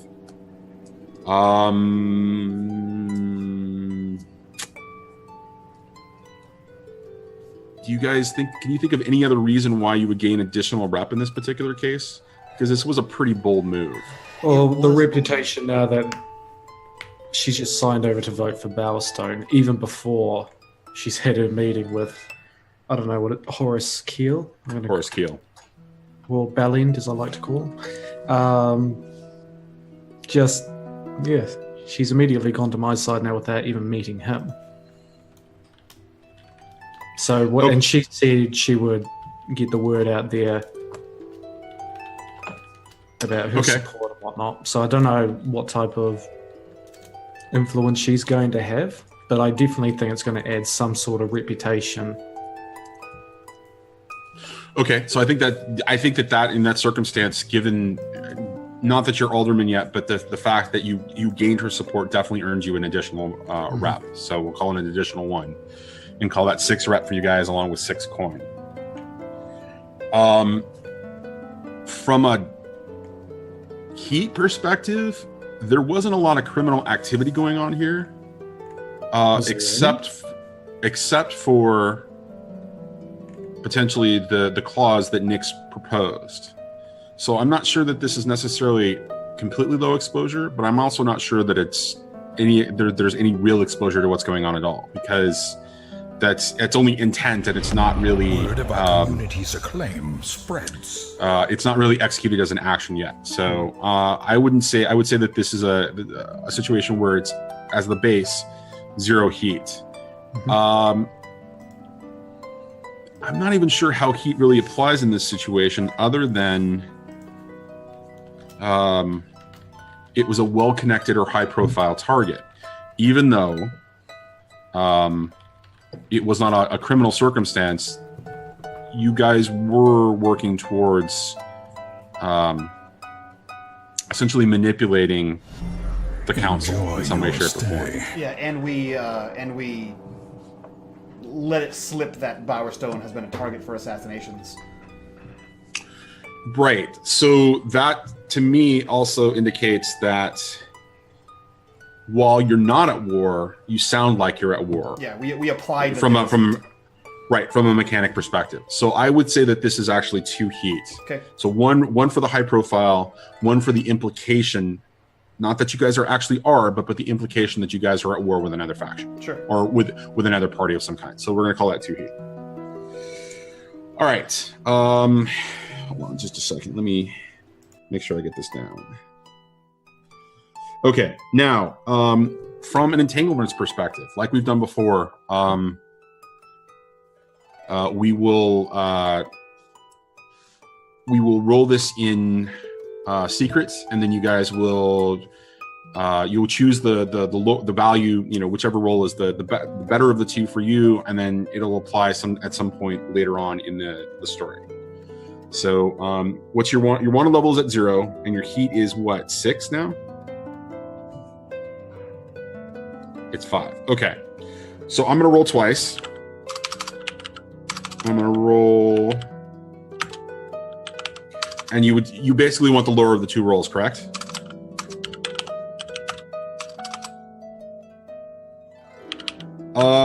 Yes. 2d6, and I take the lower of the 2.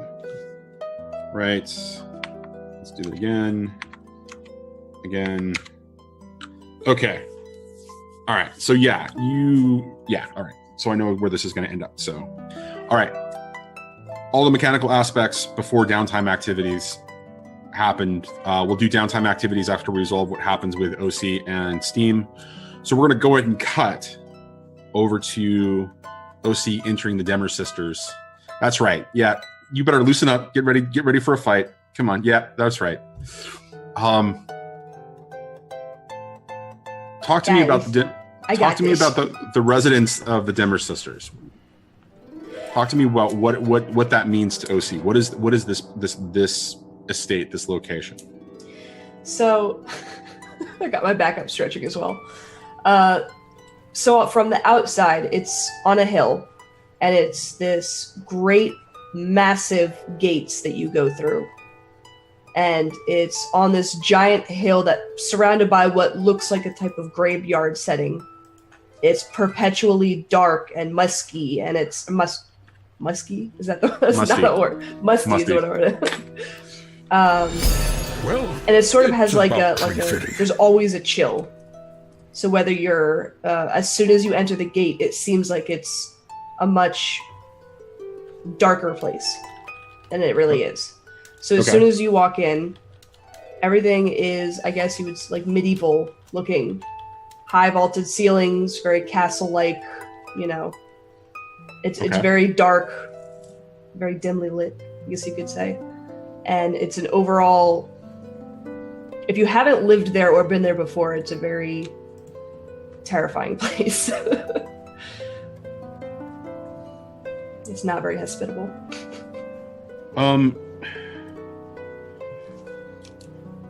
So how does OC feel about it though?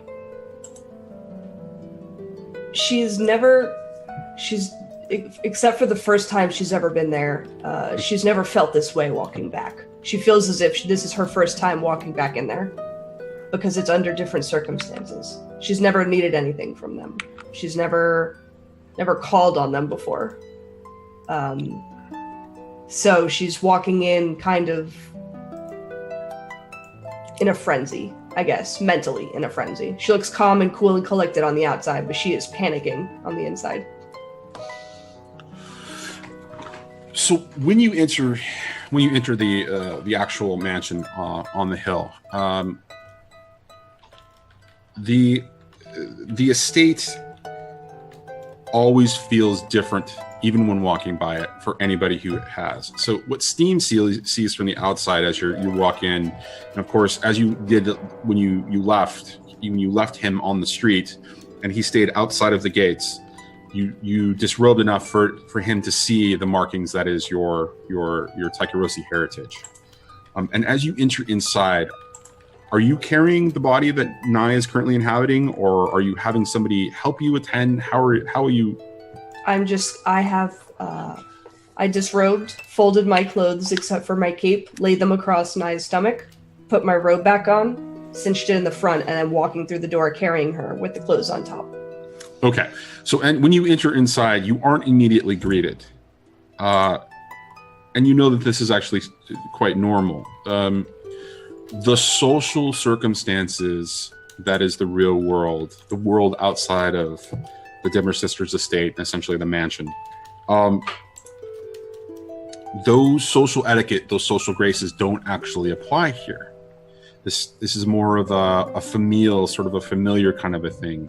So anybody who is granted easy access into this situation, so anybody who was able to just walk in as you had, it feels more like you're just coming home to your family home kind of a thing, no matter the apprehension or circumstance. But with that comes a little bit of the knowledge about what happens in the Dimmer Sisters estate. The air of mystery and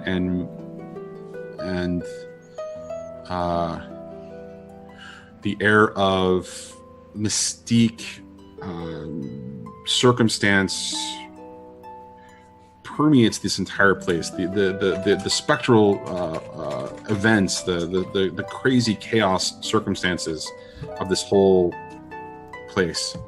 You know, when you walk into the foyer, when you walk into that first part of the place, immediately there is a sense of God, the word I'm looking for, I'm losing a blank for. So it's like it's familiar, it's home, but there's also just always something really scary or like a looming feeling. Yeah, a little bit. But it's more than that. For example, when you walk in, you hear a scream coming from an upstairs room, but you know that's a normal, occurrence, right? And that from that scream, there's also the sound of crackling or burning a little bit. But you also know that it's not somebody actually being heard, or that it's just something spectral, something demonic, something ritualistic is happening behind closed doors. You know that they're more than just dealers in spectral items and the things that involve demons and rituals and that kind of a thing. But you don't know much more than that, other than it's always. Somebody got a printer? It's his air conditioning. Oh, okay. Sorry. So it's more than just that, right? There's always something going on in the background. Anyways, so as you enter, you know that the best place for you to move to is the lounge area, where the head of house, the person who takes care of the day-to-day mundane things for the Dimmer Sisters, Rosalind, can be found. And that's that lounge, this setting is really what anybody else would call an office. It's where she does most of her work, at a little table, where she greets and does business with anybody who actually comes to the estate for whatever reason. And so when you come in, you find Rosalind just sort of sitting there writing some notes in a document, and there is a courier standing there, and he's even in. You've seen him there before because there's only one or two couriers that actually come. But even as he's just standing there as a part of being a normal, a normal attendee of the house, somebody who visits frequently, he looks uncomfortable because there's that screaming going on in the background, and then there's some crackling coming from off to the side. That just weird sounds just kind of permeate the atmosphere, and there's always a little bit of a haze of a smoke of either incense or some other reason for there being some weird smells and that kind of a thing, making it hazy and smoky. And so as you come in, you see Rosalind wave her finger like this as she continues to write, and again that this is not to be unexpected. Your dealings with Rosalind are always formal, even though you have that familial relationship. It's Rosalind's job to be that person who manages the house, that manages the business dealings of the day-to-day for the Dimmer sisters. And she finishes writing, and she folds it, and she says, "Please give this to him immediately. It's important that I get a response to this. Thank you." And then she hands him payment, and he kind of looks around and immediately darts off out into the foyer and out the front door. And as she closes a book, she looks up and she says, "Well, what is the circumstances of this situation? You bring us a body?" It's been a while. She's going to gently put her on the sofa. Okay. And hold her hand as sort of like and just look at her. Look at Rosalind? Yes, and while holding her hand. And look down at her and look back. Am I supposed to understand what that means? Usually you're attended by Nye, and Nye is not here with you. There is this young woman here. What is this? This is Nye. She's sick. What do you mean she's sick? There were mishaps in the city.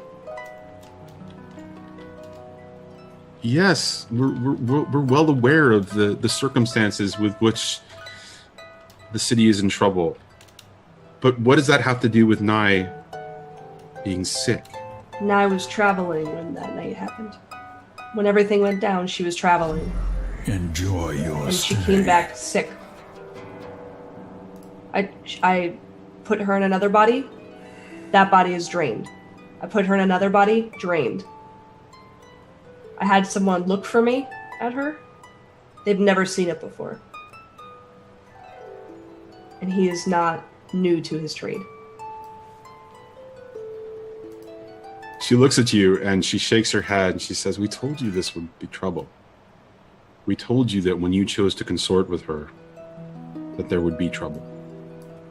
And yet, this relationship has flowered." And when she says that, she says it with a practical finality to accepting the circumstance. But you bring her here. I'm not sure what you're expecting from us. If you can help, I ask that you help. If you cannot, I ask that you do her a kindness. How are we supposed? What do you? I mean, I can. All right, fine. She rings a bell, and a little girl, about 10 years old, walks out of a room off to the side of the lounge. And she looks to her and says, "Go and get you." And the little girl runs off immediately. Now, when you were a member of this household full time, you knew that the Dimmer sisters were always recruiting, young children, young female children, to bring into the household to continue on their art and their circumstance. And then after a certain point, some of those children just disappear. And so this is not uncommon for you to see this particular circumstance with this young girl who's serving as an attendant to Rosalind. But for as long as you've been here, you've never heard her just kind of motion refer like that. And so that kind of seems a little bit odd to you at first, but then you've lived here, you had spent enough time with them to know that their ways are not always the same, right? Their social graces, again, are not always the same. The way that they communicate is not always the same. And so as you are looking at this circumstance, Rosalind says, well, how are you otherwise? We've not seen you in a couple of weeks. This is how I've been. It has been bad news after bad news, dealing with different things, trying to continue business. This is a recent circumstance. If you say that this happened only during the night of the 2 bombings, that's not. And she looks at you very pointedly. We haven't received much contact to you in the last couple of weeks, and we rely on you for information. I'm looking to procure a book. I haven't decided, or I haven't pinpointed how I'm going to do that. But I came into some complications. I asked her to leave me. I took your advice, or tried to. She came back to me with a warning. A very vague warning, which is another reason that I need her back. What was this warning? I would have the note on me, correct? Yes. I can give her the note. Okay. And do you share anything else with her about that? What the circumstances of that note? Nothing that she said or anything. Just the insignia.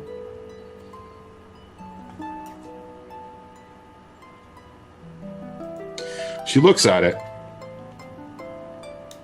and for the first time, she looks at you with very serious regard, almost sizing you up a little bit. And she turns it over, and kind of basically she's looking at the symbol, and then she looks at the paper, and she's feeling it. She's just trying to get as much.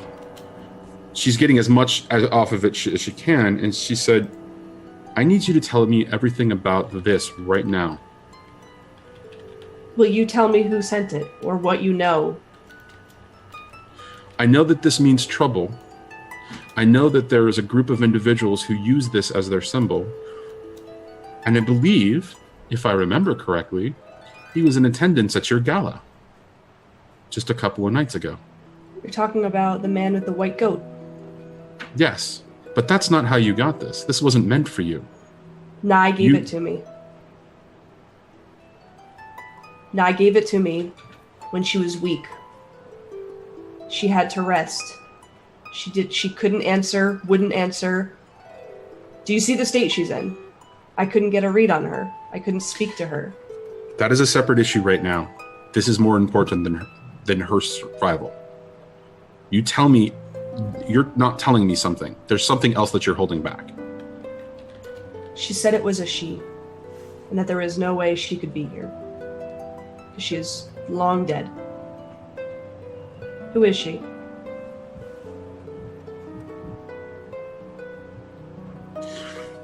She looks at it. She says, how much has Nye told you about who she was before your relationship began? We chose to leave all that behind us. So the circumstances of her coming to our attention, and subsequently us working with her, and she emphasizes the word working in a very strange way, have never come up. I have a feeling you're going to tell me. I'm not telling you anything until I understand how much she's actually told you. She's always alluded to things, but she has never told me. And at that moment, the young girl comes back in leading a very frail, old blind woman who's using a cane and being led by the child by hand, coming into the room.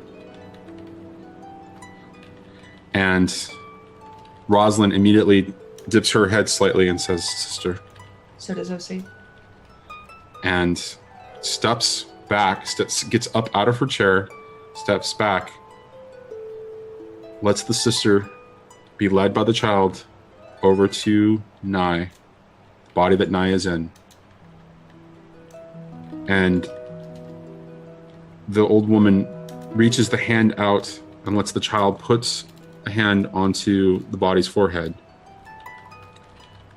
And you can see that the old woman, and you know this from experience working with, being around the Dimmer sisters, you see that she's actually attuning to the ghost field. And immediately Rosalind catches your attention and motions you out and kind of escorts you out back into the foyer and closes the door. And she says, we'll let the sister attend to her and figure out what the circumstances of Nye's situation is. Nothing. She revealed nothing to you about who she was before.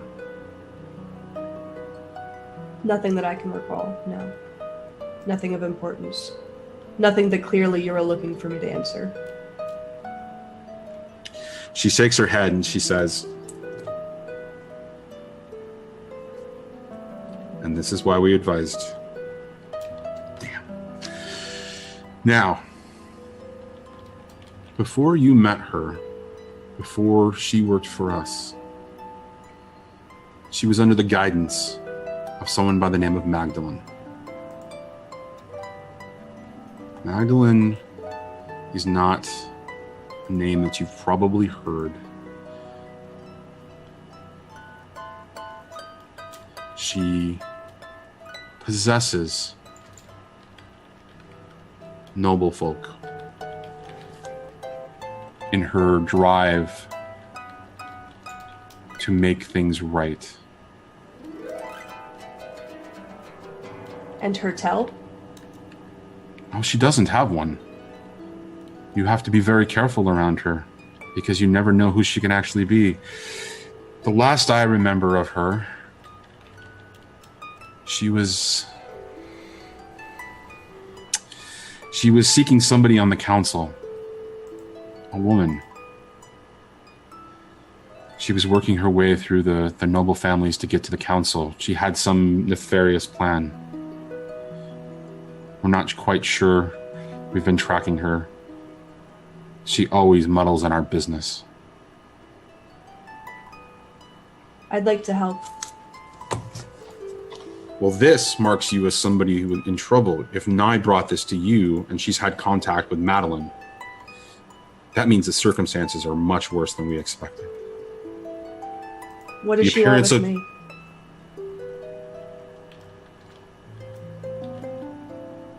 I am not noble. She wants your help against the man in white.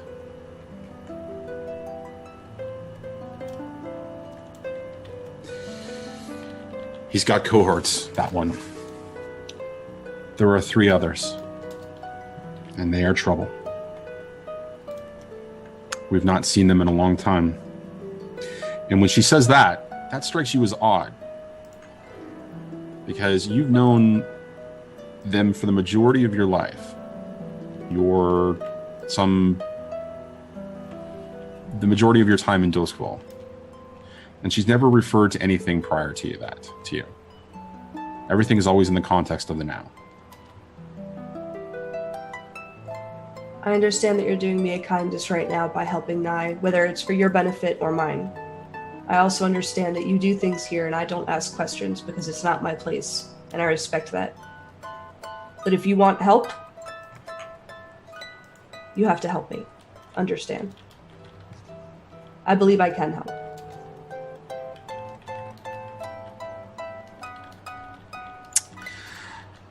So, we know a little bit about what you've been working with. We know about the invitation that one of your partners has received. We're not sure what the meeting is about.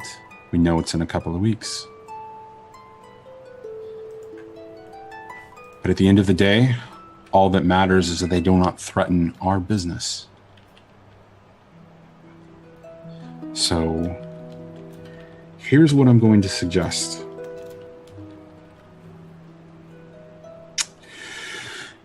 When one of you, all of you, decide to attend this actual meeting,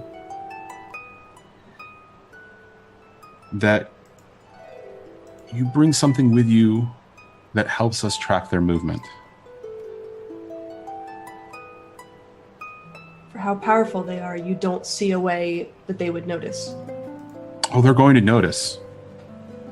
There's no doubt about it. But if they're making moves in the open now,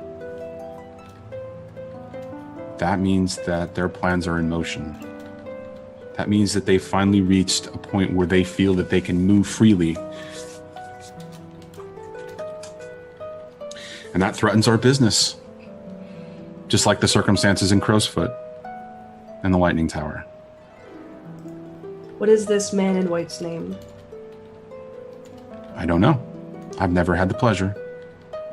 In fact, I don't think he even has a name that anybody knows. I know that he's talked about on the street as Man in White. I know that in social circles,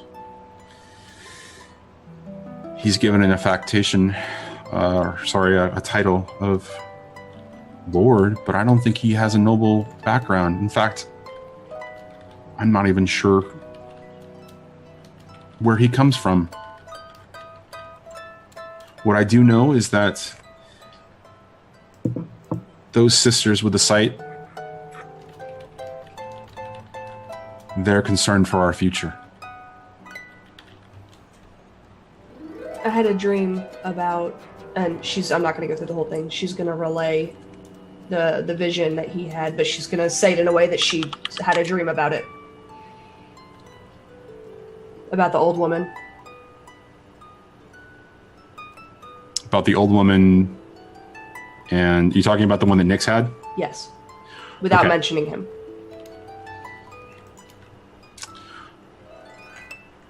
And you're implying that it's a dream?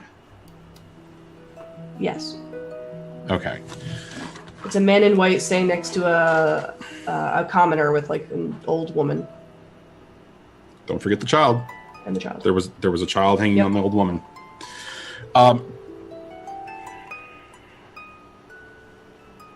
As you tell her this, she shakes her head and says, "We've talked to you about your gifts. Whether you denied them or not, they are there. We wanted you as a child to strengthen those talents, make them skills. But you chose cunning and wiles and pleasure, and not." She shakes her head and she says, "Well, there's nothing to be done about that. So here's my suggestion. I'm going to give you this little talisman, and I want you to have this presented as a gift." And she motions for somebody. A child comes up, about 12, pre-puberty, but you know that the child is about to flower, which is usually about the time when they disappear. If they're going to disappear. And she says, "This child is going to take you into the next room. And while I attend to what's going on with Nye, this child is going to give you the gift that we would like for them. It will help us understand what the circumstances are, and maybe it'll broker a conversation too. But present it as a gift and not hide it. Don't threaten them with it. Don't do anything other than present it as a gift. And you can say who it's from, and that it's on behalf of your attendance or whoever's attendance at the meeting, but that the Dimmer sisters send their regards. Done. Child. And the child leads you off into the other room as Rosalind heads back into the lounge. When you're taken to the next room, you are taken essentially into what looks to be, as a general layout, a library. Books lining the shelves, various cabinets filled with scrolls and other parchments and pieces of paper. And the child, at first, just kind of looks around and then loses focus for a second. And then shakes her head and immediately walks over to a little cabinet that's off to the side about about the height, your waist in tall. And it's a closed cabinet. There's no glass or anything. And the child produces a key and pops it open and pulls back the door. And inside you see a series of little boxes, some of them dusty, some of them having fingerprints on them with lines of, essentially where the dust has been cleared away as it looks like somebody has been shuffling through. And the child reaches into the back and pulls out a box, and it's sort of a square thing that's a little, off-shaped, not a perfect square. But as she opens it up, you can see that there is a brooch inside. And this brooch has this beautiful amber jewel of some kind that kind of very lightly kind of glows purple occasionally. She opens it and she closes it and says, "And this is what she asks for you to give." And the child's voice just kind of, that's not a child's voice that you hear. And then the girl leads you back out into the foyer and back to the lounge, the other side. And when you enter, you can see that Rosalind is communicating or is having a conversation with the sister in whispers. And kind of turns back to you and says, as the child begins to lead the sister back into the room or back through the door that she took you through. And Rosalind says, "I don't know what your friend told you. Naya is going to get better. But I'm not, she's strengthening. But there's something off about her still. When she wakes, let her wake here, and we'll send word when she's able to communicate with you again, when she's able to be better. We will care for her here." Thank you. And she shakes her head. She says, "Now, we could still use some information. Your business is important to us. So please, get back to work." On it. And with that, she turns and motions to a child to get somebody to help her attend to Nye. And so as you leave, again, ominous air, screaming and yelling in the background somewhere upstairs. And as you close the door, you feel unsettled but certain that Nye will be safe for the moment. And that's where we're going to cut it. So let's jump into downtime. Unless, Steam, did you want to insert yourself into that situation at all? Nope. Okay. I'm gonna walk out to the gate because I know he's waiting. Okay. Sup? Do you engage him like that? Yeah, just very casually. She's holding her clothes in one hand and the brooch in the other. Slipped it into a pocket in the clothes. Sup? Yeah. You don't show him the jewel at all, or you don't mention the jewel? Not yet. Okay. All right. Not in the open, no. Yeah, for one of the few times Steam is very visible. Steve. Yeah, Steve is too. I met Steve's Steve. the name of his. Yeah, he met Steve just hanging out there on the corner. He was like, "Hey, Steve, what's going on? My name's Steve. Let's hang out for a few minutes." Thanks for talking to me for 2.5 hours, Steve. I appreciate it, man.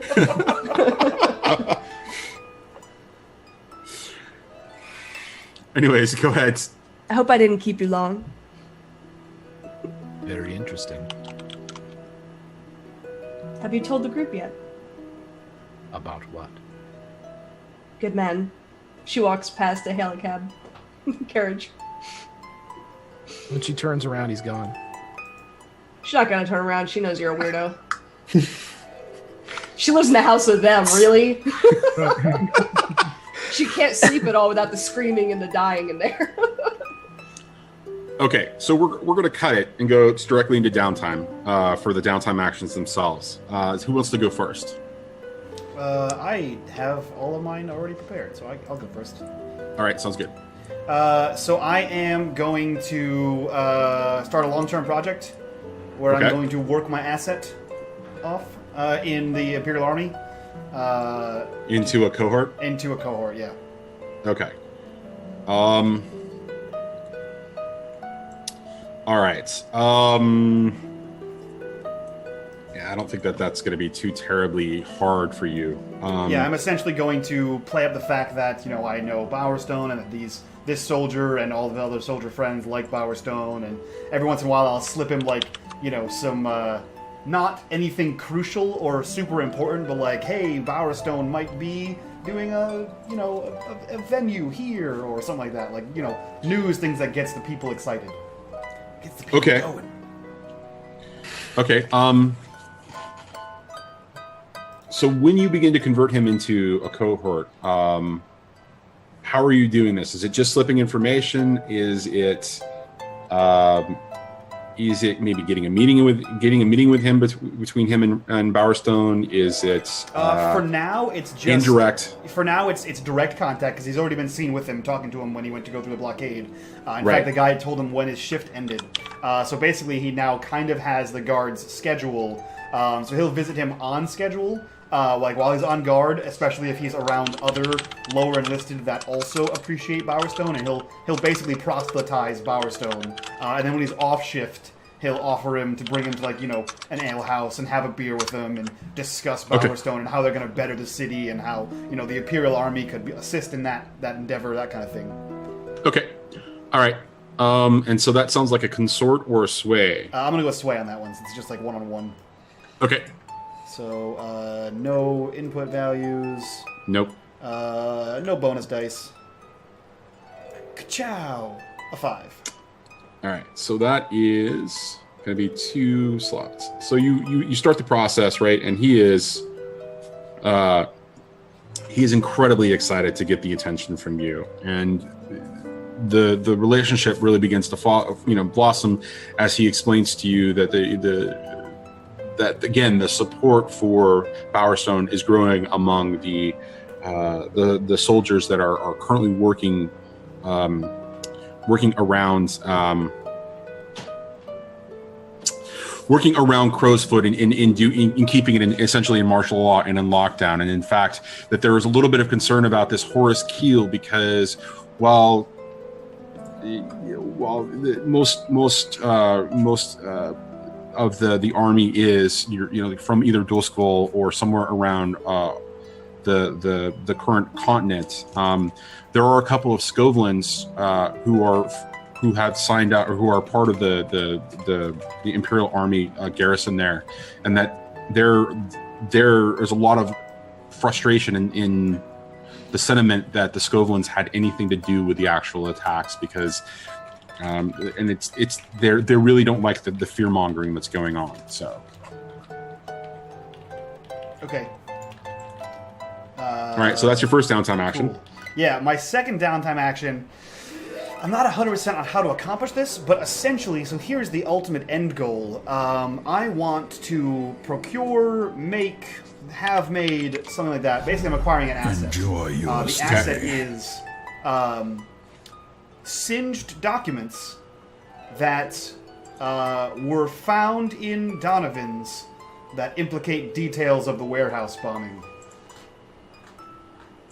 So I want documents that are burned that look like they were, had been, in the area of flame, that have plans, like bomb placements, a bill of sale for the warehouse, that kind of thing.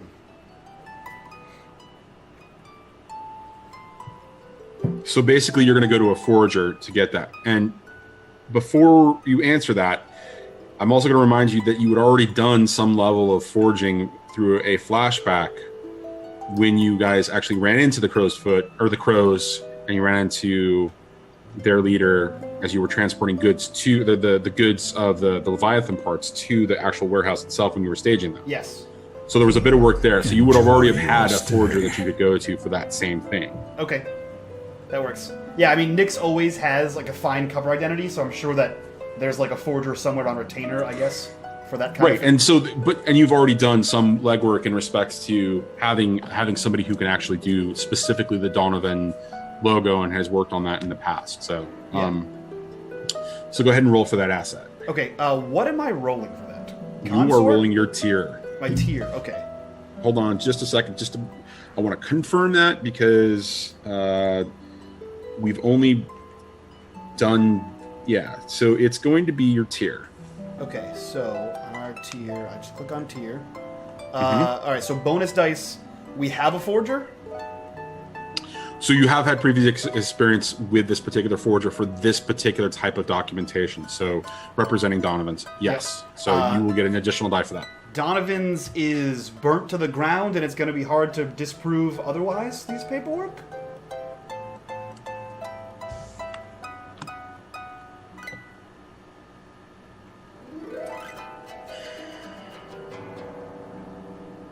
What do you guys think?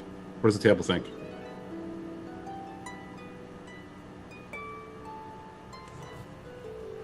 Anybody? Fucking face. What? No, yes, no? I mean, to make documents that seem that they've been burned, I mean, my only question is, how do we prove that it was the fire that you're specifically wanting? Don't worry about that. That's another action. Right now, it's about getting the documents made.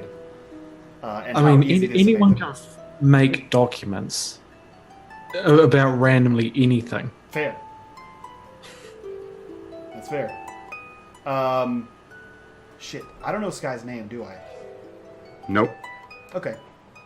The only person you don't even know them specifically as the only person I know what everyone looks like that is frequenting that. You would know that you would know Sling and Ari, I believe. Yeah. And I know what the owner looks like. I don't know his name though. Yeah, but those are the only names that you actually know, I believe. Okay.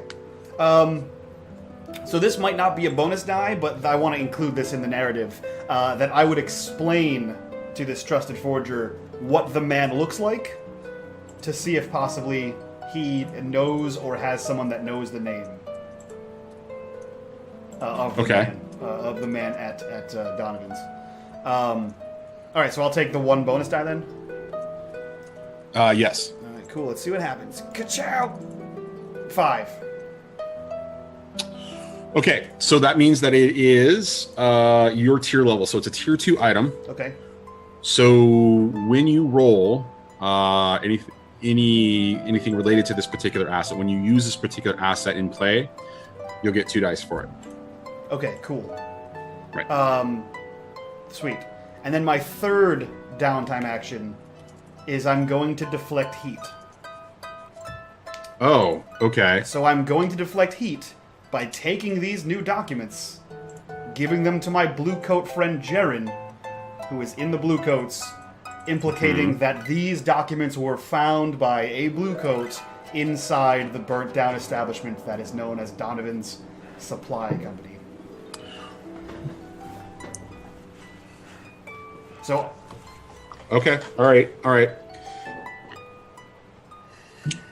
So when you guys implicated Donovan's before, it was because it was a target, you were targeting Ari, correct? No, we implicated Donovan's before. The 2 times we implicated Donovan's before was a matter of convenience. We knew that Ari and Sling were both thorns in our side and were often seen at Donovan's. So we told the Crows that we worked for Donovan's. We were moving the transport. And we had the sign. And we have the sign. And then when questioned at the docks as to who owns this docks, I described in great detail the man who is Sky, the man who owns Donovan's. Right, but it was a matter of it was convenient at the time. It wasn't supposed to like. Yeah, all we know is it wasn't an intentional dig. Yeah, this establishment houses several people that are thorns in our side. So okay. All right. So I should specify the reason I'm asking for that is because when we actually didn't get a chance to stream last week, we had a major discussion about making sure that intent was very clear and how that connection actually built up for it. So, all right. I know that she frequents there because he described her to me. That was a conversation we had. So I was like, yeah, there, done. And I know enough about Sling that I know she frequents there. I also know that there are several other people that frequent there that haven't been a thorn in our side, but were seen looking for us. Okay, so that makes sense. All right, now what action are you going to take to actually use the deflection of heat? Since I'm working with Jaren and I'm trying to, use the ties that I have, I'm going to assume I'm going to use consort or sway. I would say consort. Okay. Since I'm trying to gain, I'm trying to gain access to resources, which is, moving the investigation away from anything that they're on currently and focus on this establishment for more details. Okay. So I will roll consort. Is there going to be a position end thing for this, or no? No, because this is a downtime action. Okay. Remember, so the downtime actions typically don't have a position or effect in any way, shape, or form. Okay.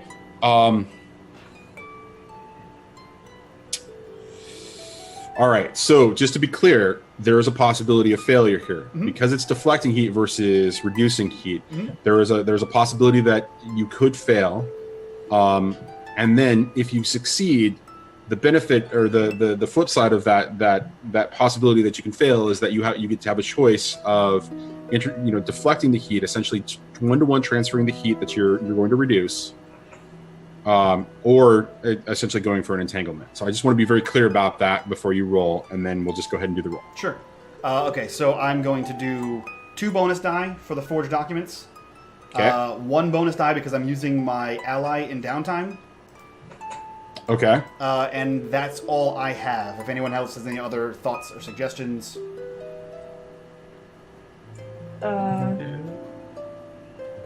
It's a pretty hefty roll that you've got coming. I'm just thinking. Just don't fuck up. Thanks. So it's just in the actual action of forging the documents? No, I've already forged them. Now I'm giving them over to the Bluecoats and saying, you found these documents at Donovan's supply company implicating X, Y, and Z. That whoever owns this place may have been involved in the bombing here. And the sign is a different thing that you're doing? The sign is still trapped in Crowsfoot, unfortunately. Okay. Yeah. Got nothing. Okay, so I got 3 bonus dice. Correct. A 5. Oh. Okay. All right. So the way that the scale works, again, talk numbers real quick. Yeah. How do you have 6 in there? Because I have 3 in consort, and then 2 for the documents, and 1 for the right. One so for there's 3 in consort, 3 additional die. Okay. All right. Well, it looks like the additional die didn't help as much as they could, but you did get the 5. So the results are 1 to 3, it would be 0. With 4 to 5, you reduce your heat by 1. Okay. So you take the heat reduction immediately on the crew. So you're now from 5 to 4. What do you want to do as essentially your result? Now that you've reduced your own heat, are you going to deflect it? Or are you going to introduce an entanglement for them tomorrow when they actually play? No, it's going to be a deflection of heat. So you're just going to transfer the heat, 1 heat from you essentially to them. Yeah, with the narrative that now the Bluecoats are seeking aware of it. Yeah. Okay, so what will happen tomorrow night is when the show starts for the Phantom crew, I will inform them that some of them are in chat right now. I will inform them that they received 1 additional heat from a successful deflection. And then I'm going to roll a fortune roll to determine whether they actually discover this in some way, shape, or form. Whether somebody in the Bluecoats talks about the fact that somebody, essentially introduced this on them. So that is also the possibility here. So, which reminds me, they had a failed fortune roll they had a failed deflection roll a couple of weeks ago. And I'm going to roll a fortune roll specifically around that for you guys to determine whether you know that they were trying to throw heat at you. Let's do that really quickly while we're right here. So their tier is tier 2. So I'm going to roll their tier in this.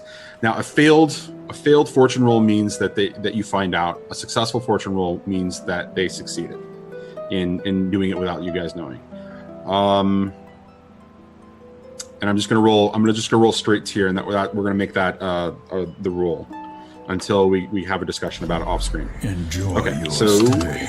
let me pull up the GM table real quick. GM sheet. Roll fortune. 2 dice. Submit. Submit. Okay, so roll failed. If I remember correctly, and please correct me if I'm wrong, anybody in chat who's on Phantom, when the deflection roll or when the deflecting heat roll happened, they were trying to implicate you all in the circumstances of the lightning tower barrier, the lightning tower that they destroyed, falling. So, with that circumstance, word gets back through the girls that work in Silkshore to OC that somebody was trying to implicate, in a general sense, that OC was involved in some way, shape, or form in the circumstances of the lightning barrier tower falling, right? That you had some indirect involvement. There's some implication of that, and we can talk about the details of that, and I'll make sure that gets clarified before the end when you guys get to free play. But as of right now, word makes it back through the grapevine, through OC's girls, that somebody was trying to put the blame in your direction. Now, do you want to spend any additional coin or rep and take another downtime action? I think I'm all set. Okay, excellent. So, good job. Very nice run with using deflecting heat. Who wants to go next? I can rush through mine quickly. Okay. First thing I want to do is relieve stress. Okay. And so you're going to indulge your vice. What's your stress at? 6. Okay. So there's really no there's no circumstance where you're going to run into an overindulgence. Okay. No. All right. So what are you doing to relieve your stress? So Reymond coming back from that meeting, he's going to go inside his house, but he's going to go upstairs to his secret room that he has, but taking with him basically a very high luxury drink, but just taking the whole bottle, closing himself in this room, locking the door, and just drinking to his heart's content. Into a stupor, basically? Yeah. Okay. All right. We'll go ahead and roll it.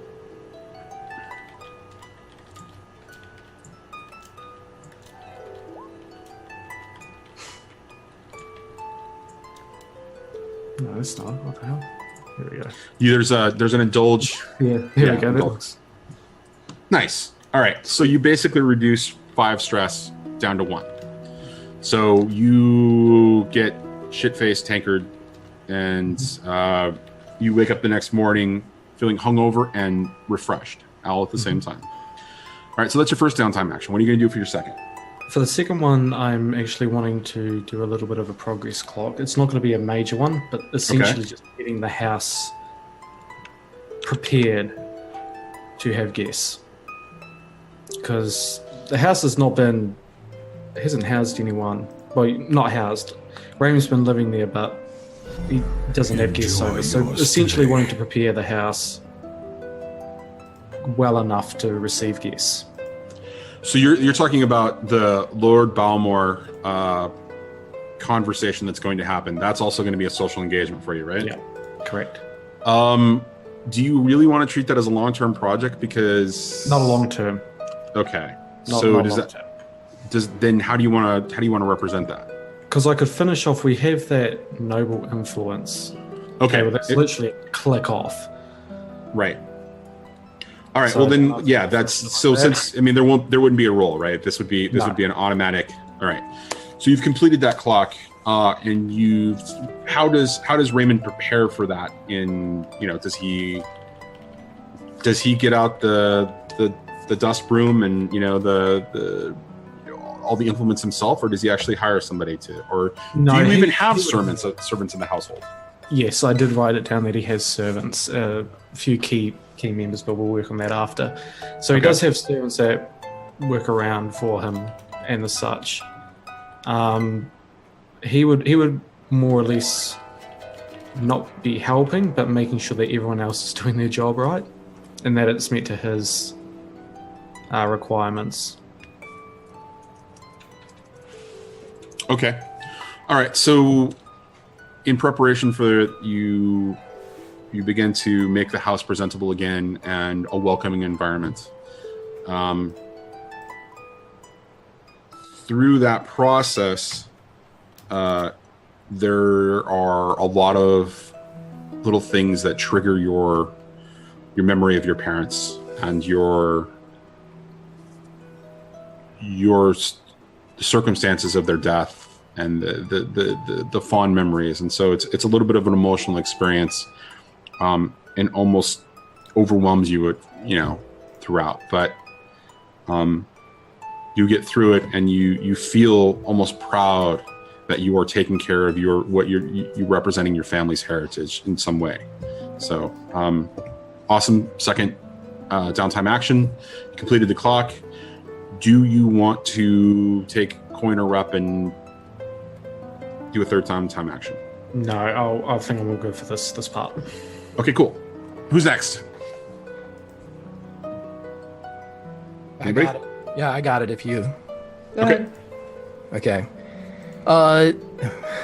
Steam, who's been invisible. I want to, since we have a heading now on the other team, right? Silkshore.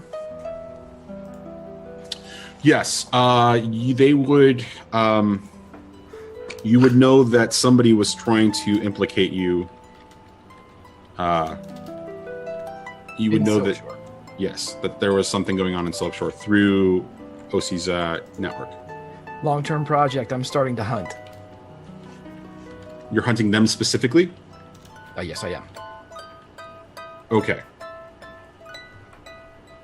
How are you going to go about doing that? That will determine how many segments the clock is going to be. I'm starting in Silkshore. I have the descriptions of everybody that the other members of the Shroud has given me. We know that they were seen at a specific place. They seem to be traveling together. I can do all of this invisibly, and I can track them in the field. So I don't know. Let's just say they have somebody that might be possessed. It would probably be easier for someone like me to see that. That's just a hypothetical, though. So he is going to hunt them the same way that he hunted Nyx and found him. Okay. All right. I can go into the establishment that they found. I can slip into the field. If any of them pop up on a loop, I don't know, maybe they had a ghost animal with them. I'm just spitballing here. All right. Well, so I think that's a really I think that's an awesome idea. I'm wondering if the circumstances of you, like this investigation, aren't necessarily a long-term clock, but more of like a score. Like Steam actually going on the hunt and taking Bowerstone with him, or maybe taking Nyx with him and going off and actually hunting down these individuals through the circumstances of Silkshore, maybe getting to the Scarlet Rose and discovering some remnant of the results. I have fighting experience. I was going to say, you said Bowerstone and Nyx, and I'm waiting for that last choice that I might have. Well, so the reason I did not say OC is I have a feeling that OC is going to be a little busy doing something different. But again, Yeah, murdering everyone. If Nye dies. It doesn't matter how it plays out, right? It almost sounds like, given that OC's got this information coming in, that there's somebody trying to set essentially up her and whoever she's working with as the individuals who are either directly or indirectly responsible for the downing of the lightning tower. That seems to me like it's almost worthy of a score versus it just being a long-term project. I agree with that. I have multiple reasons. Steam has multiple reasons for this hunt. The overt one being the actual triangulation of their position and identification of the members. He's got another reason though. So I think could it be both? Well, it's just gathering intel. It's not an action. He's not doing anything. So he's almost doing the planning phase of whatever he's going to do later in the form of a project, rather than just doing it as like I'm investigate or whatever that beginning part of it. Yeah, whatever you guys. Well, yeah, I can see that. I can see that from the end result being that you're going to make a move directly against. And let's pull it out of the mechanic for a second and talk about it from a meta perspective. I can see it as an opportunity, or I can see it as the end result being that there's going to be some move against Phantom in a way in attacking them in some shape or form, right? Because of that, I'm implying, and that's I cannot confirm nor deny. Right. This is a meta conversation. This isn't. I mean, this is player conversation. This isn't character conversation. Okay. The meta conversation is he's finding them. Right, but I could see, so the investigation, the way that you described the approach that you investigated and subsequently found Nyx and the crew, right? You showing up there, that was the ultimate result of what could have been a series of scores. So I was just wondering if you wanted the opportunity to explore it like that versus it being just a long-term project. Because if it's a long-term project, we kind of gloss over the narrative a little bit and say, well, you did this and you did this and this happens, this comes up. This gives you an opportunity to kind of make it a little bit more interactive, or there's a real chance for some consequences there. That's all I'm suggesting. But it's ultimately up to you. It's your call how you want to do this. Whatever you'd like me to do. No. This is on you, buddy, not me. Don't pull that reverse DM shit on me. I think that ultimately I would, instead of taking focus off of the group and doing a separate score that would basically be Steam or Steam plus one other member centric, to keep with the narrative, if Steam would do this on his downtime, where he's just like he did with the Shroud, he's going to learn everything he can about these people. He's going to follow them. He's going to see where they eat. What do they do for their vices? Where do they go for their vices? If somebody has changed their name a couple times, what's the new one? He wants to identify these people and haunt them because that's what he is. Okay, so I'll say two things. And then based on the way that you described that, I'll give you the segments of the amount of segments in the clock that I think this means. The fact that you don't want it to be essentially a solo event or a solo score in the circumstance, I think this is something where you and OC could get together, using her to leverage Who says it's me? Using OC to leverage like the knowledge and her network and that kind of thing, and do this investigation in Silk Shore as a score, as a contrast or as a counterpoint to the second social interaction meeting where Bowerstone and Nyx are going to be meeting Bowmore. So that's the contrast. All that being said, it's again your choice, but given the circumstance, the way you described it, this is going to be an incredibly complicated clock. I mean, This is the kind of thing where it's going to be at least 8, and I could see possibly 10. Okay, so I'm looking at an 8 or 10 segment clock or a score, is what you're saying. 2 people working on the clock. It's could be Bowerstone and you. It could be anybody. Okay, well then Yeah. Wait, can I do this? Can I take the score, but can I, for my downtime action right now, gather intel on the area to give myself a better advantage or a better position in moving into the score? So I'll tell you what. I'll make a suggestion and say, don't make it a score. Acquire an asset of some kind, because that will have a direct impact on your subsequent score. So your asset could be like a vantage The owner. point. Well, he doesn't know what the tavern is or where it is. So a prime vantage point in what do you call it? White Well, Cross. actually, so that's actually a really interesting point. It may or may not be the tavern. The asset could be, and depending I meant the upon owner of a business nearby is what I was going to say. Well, it's the kind of thing where it could lead you, it could give you the starting point, right? It could serve as the starting point in the engagement roll for your score, right? So if you acquire an asset to where should I begin? Where should I start looking? Okay, can I do this, Johnny? I would like Sure. to acquire an asset. It is going to be something or someplace, and I will tell you what that is off stream. You can't have my brothel. I don't want your brothel. I might have something, and if that's something that I will relay before tomorrow night, the events of tomorrow night's stream, I will relay that to Johnny, and if somebody just so happens to trip the lights fantastic and walk into my crosshairs, then maybe Friendly crosshairs, of course. maybe that'll help me in the subsequent score. And if they don't, it doesn't help me. I like that. It's a trap that you don't know Enjoy about. your stay. It's a trap. I think it's just clever enough to go through. Okay, so I'm a little hesitant to do it off screen. I'm going to indulge it this time because I'm very curious about it, but I reserve the right to say, No. yeah, we should have did that on screen. We're going to have to wait till next week, kind of a thing. Sure. That Okay. sounds perfectly fair. Okay, Do so I need to roll you anything? and I will talk about it, and then we'll determine whether we're actually going to make a roll or if we're going to wait till next week for this particular. Do you want to? So we're going to end on you because we're close to the end of time, right? And we'll get to OC at the start of next week for her downtime actions. Do you want to take a second downtime action since you spent so much time we spent so much time kind of maneuvering around this, or do you want to wait till next week as well for that second downtime action?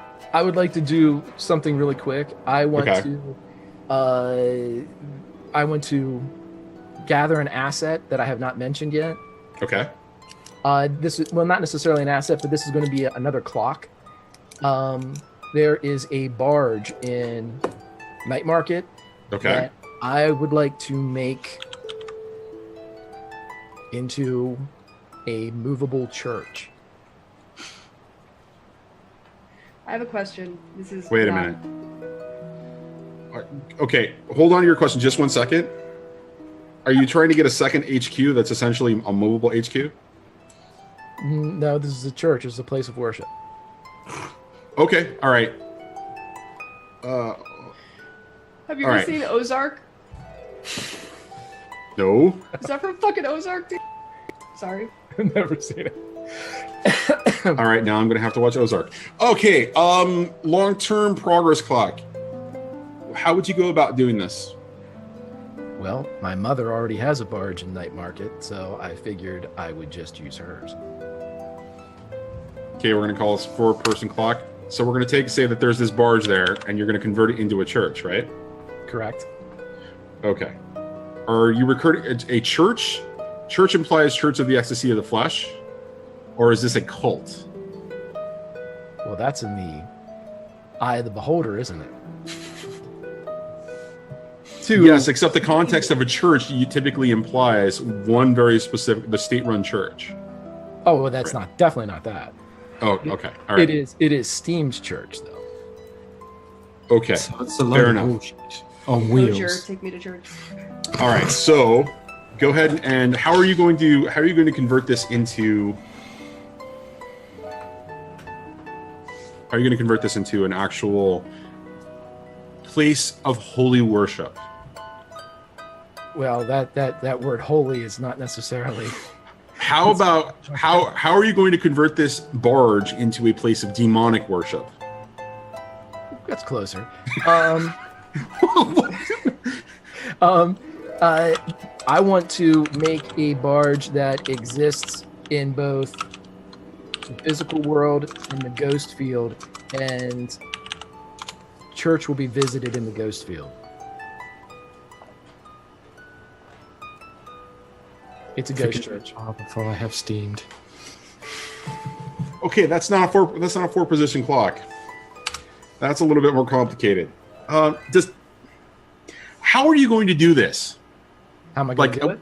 Yeah, what would be the starting action for you to do this? I would say attune. I could go into the field and begin to do what I do with the ghost images and the ghost field, and start preparations for the ascension.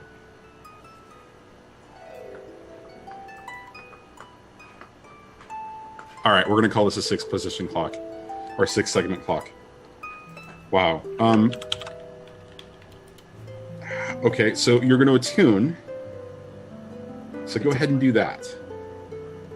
And we'll call this the start of your long-term clock, a demonic barge. Yep. And I'm going to push myself because I intend to relieve some stress at some point. Woohoo. Buckle up. Whatever floats your boat. Oh, I could hear Trindane getting giddy with glee as you said that. Or giddy with. Is that what the kids are calling these days? I don't know. I'm having trouble speaking tonight. Give me a break. Okay, so I technically only have 2 dice for this right now. So Yep. Well, don't Oh, I don't really think I need it. Yeah. So, describe to us what completing half of your clock means, and then we'll call that an end. Right there. Okay, so he goes into the ghost field. Mm-hmm. And as Steam is manipulating the upper deck of this sort of derelict barge, he is beginning to basically make what maybe in Catholic terminology would be stations. Someplace where you can go in front of a saint, light a candle. Very similar, but the illumination comes from the ghost field itself as he kind of procures bits of this and bits of that to make, rearranges the lighting effects in the ghost field. And the first station that he sets up, the image that is above it bears a striking resemblance to one OC. And the body has lights jumping off of it. And the second that he sets up bears a striking resemblance to himself. And then he sets up a third. And I'm not going to tell you who that looks like. Oh, I know who that is. Give me a break. One final question. Before we end, you're manipulating the spectral energy in the ghost field. When you attune and you're building these, essentially, would they be considered effigies, almost? Yeah, correct.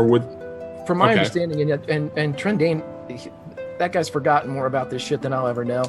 But from my understanding is we have the ability to manipulate physical world objects into ghost field replicas that will be lasting. That the physical world could crumble and the ghost field would remain the same.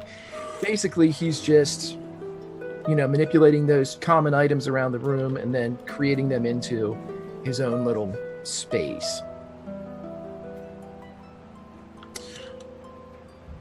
Okay. All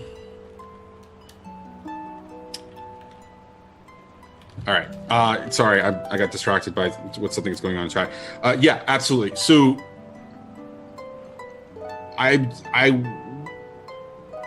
has he ever done this before? I mean, I'm curious because I keep reaching for questions on this because it's like it's almost like bending the spoon in the Matrix, right? You're taking something that's essentially non-existent or ephemeral or not ephemeral, very vague in respect to how the energy is represented, and then just kind of manipulating it in a way, taking a spoon and basically shaping it into like, a ball of metal or whatever, right? And so, what is this? I'm looking for more description out of this, and I should stop asking questions. But I have one final question. What does it look like when you do this? Are you even visible when you're doing this, even in the ghost field, or is this something that's just like it appears and happens? It would be very like a creative process type of thing, very, Steam completely disrobed like he normally does. But in this case, he has, when doing the finer points of these effigies, as you call them, he has an inkwell and a feather, and he dips it in the black ink, and as he writes it, he can kind of outline certain things to look a specific way that may or may not only be visible to a specific type of person. Okay, I'm sorry. I kind of described them as effigies because I almost thought that they were like physical, like three physical images. Not statues. But they're actual images. Okay, all right, Yeah. okay, fair enough. Okay, so awesome, very cool. So we're gonna hold off on your second downtime action until we can talk. Do we want to go a little bit long and give OC a chance to do her downtime actions? I'm okay with that if you guys are. Yeah, sure. It's fine. Go ahead. No, we're good. Okay. All right. So then we'll start with your downtime actions next week and move into free play. Okay. So let's go ahead and end it there, and let's do XP. Who wants to start? Bowerstone? Oh, let's give it to Steam. Let's give it to Steam first. Sure. I didn't do anything. Not so much, dude.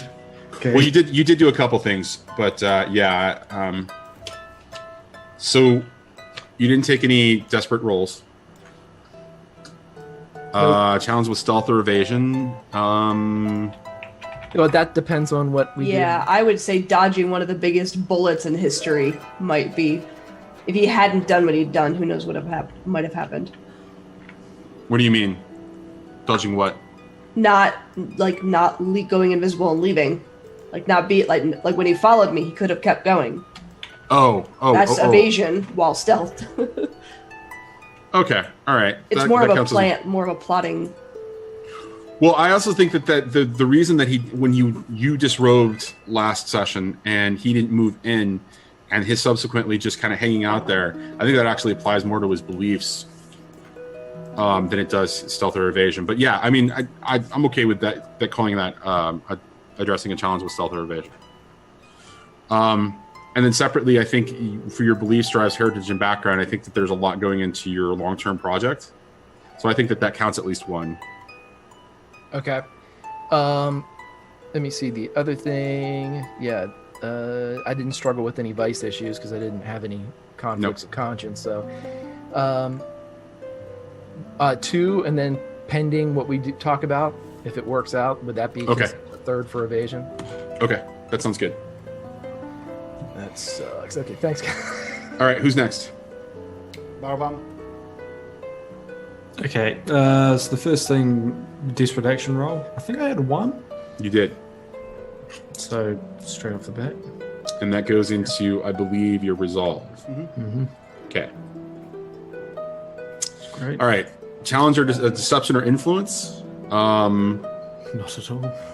I think. Well, you got the desperate action that specifically out of that, but I also think that it counts as a deception or influence. I think it's influence when you made that roll with your, influencing Lady Rowan. Yeah. So that's at least 1 there. Is there another one? I mean, I don't see any other. It was mainly all focused on her. Okay. All right. So express your beliefs, drives, heritage, or background. So definitely express those in his dealings with her. Open up front about all those. Okay. Anything else? I mean, maybe his conversation before they went in with Nyx. Don't know if that counts. Yeah, that absolutely counts. Run. Yeah, absolutely. So that's 2 there. Yep. Struggled with Issues from your vice or traumas? No. Okay. All right. No. So that's 3 for you. Excellent. OC? 4. But Okay. the disparate action. Yeah. Yeah, you're right. I'm sorry. You're absolutely right. All right. Nothing desperate. Deception or influence. I don't know that I would call it influence. I guess maybe my history with them, but that's more background, which is the next one. So definitely background with Nye.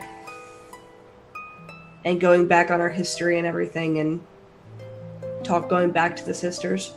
Okay. All right. And vice or trauma, at least one, I think. You definitely deserve one, again, because you're dealing with a circumstance related to the possible safety of 9. So, absolutely. Okay. All right, so that sounds like 3. Yep. So what happens with the Eruvian sword fighting? Because I passed the first one. Is there a clock, right. or is it just we're just saying it happened? We're gonna. I meant to ask you about you to give us a little backstory about that. After your downtime action, we'll talk about that, and then next week. Okay. Yep. And then, yeah, the second one I think is going to be a progress clock, and we'll talk about that off screen to make sure that it gets included for next week. Okay. Cool. All right, so 3. Excellent. And Nyx. Cool. So I have 1 desperate action in resolve. I address several challenges with calculation and conspiracy, finding and blackmailing Dickinson, Enjoy the entire your conversation, slipping in several other clauses into the documentation of what Bowerstone is allowed to do as alderman. Okay. So that's 2. Yep, that's 2 there. Express my beliefs, drives, heritage, or background. I kind of openly expressed the Dagger Isles thing, giving her the bottle, which previously he kind of hid from other people. Drives. That's a background thing. Yeah, drives and beliefs. His drives are essentially megalomania, going for power, going for bigger and bigger in scores. That's kind of seen with the whole blackmailing the guy to get leverage. That didn't help the score at all. He's going to use that later. Okay. And he believes that he's the one controlling the strings, hence slipping all that shit in there behind Bowerstone's back. You don't think that those apply necessarily to calculation and conspiracy? They could. I'd buy that. Enjoy your stay. Yeah. Okay. So I think you definitely get the 2 in calculation and conspiracy for the things that you talked about. The beliefs, drives, heritage, and background. It really all depends on. I mean, because the manipulation, the Dagger Isle stuff is definitely one there. Okay. The second one really could be either be had fallen into the calculation and conspiracy or the belief, drives, heritage, and background. It really is all about more of your intent. So. At least from my perspective, I'm okay with you getting 2 there. I just want to be clear that it just seems like it's a little bit vague and could be applied. Yeah, his drive is essentially, like I said, it's megalomania at the cost of anyone, and Right. he's actively using Bowerstone as a stepping stone to raise Right. his station. Okay. To All right. act as a sort of puppet master. Okay. Well, then that totally applies this tool then. 2 then, excuse me. So that's 5 That's 5 altogether. Well, 4 and 1 altogether. We'll jump down to the crew. We successfully did an espionage, sabotage, or theft operation. So there's 1 there. Yep. We contended with a challenge above our station. Definitely. Yep. So that's 1 there. We Also, our don't crew's forget- reputation. Oh, good. Don't forget the Dimmer Sisters. The Dimmer Sisters Oh, so would that be counts as considered. 2. Yep. Yes. We bolstered our crew's reputation, I assume by quite a bit, with Bowerstone getting the backing of a council member for alderman. Yep. And I don't know if bolstering your crew's reputation or developing a new one. I don't know if pushing heat in the direction of the Phantoms for the crime we committed. I'm not sure if that counts. I'll put it out there as an idea. What is your reputation again? Let me look it up. Our reputation. Yes. What do you mean? Sorry, not your reputation. Your reputation. Your reputation is ambitious. Oh yeah, that's our drive. Oh no. Well, so that's your crew's current reputation, or you're trying to develop a new one. So that still fits into ambitious, I think. So I Okay. think that definitely counts as the second one. Okay. And then express the goals, drives, inner conflict, and essential nature of the crew. I think we did that with OC revealing a bunch of her backstory and Steam being there for some of it. That's potential conflict and definitely the essential nature of at least OC and Steam. Am I forging with a them new or am I friendship. with? Yeah. Well, that too. Steam also may not trust me. Yeah. Am I with them or am I, with Right. the group? Okay. And the whole the Lady Rowan council member looking Bowerstone in the face and telling him to keep Nyx around and not to get on his bad side. Could be either way. It could be friendship. It could be conflict. Yeah. You could Go ahead. also really argue one for, the entire OC and Nye dynamic that was, Nye was essentially a crew member for you guys last season. She was everywhere doing everything. It's true. And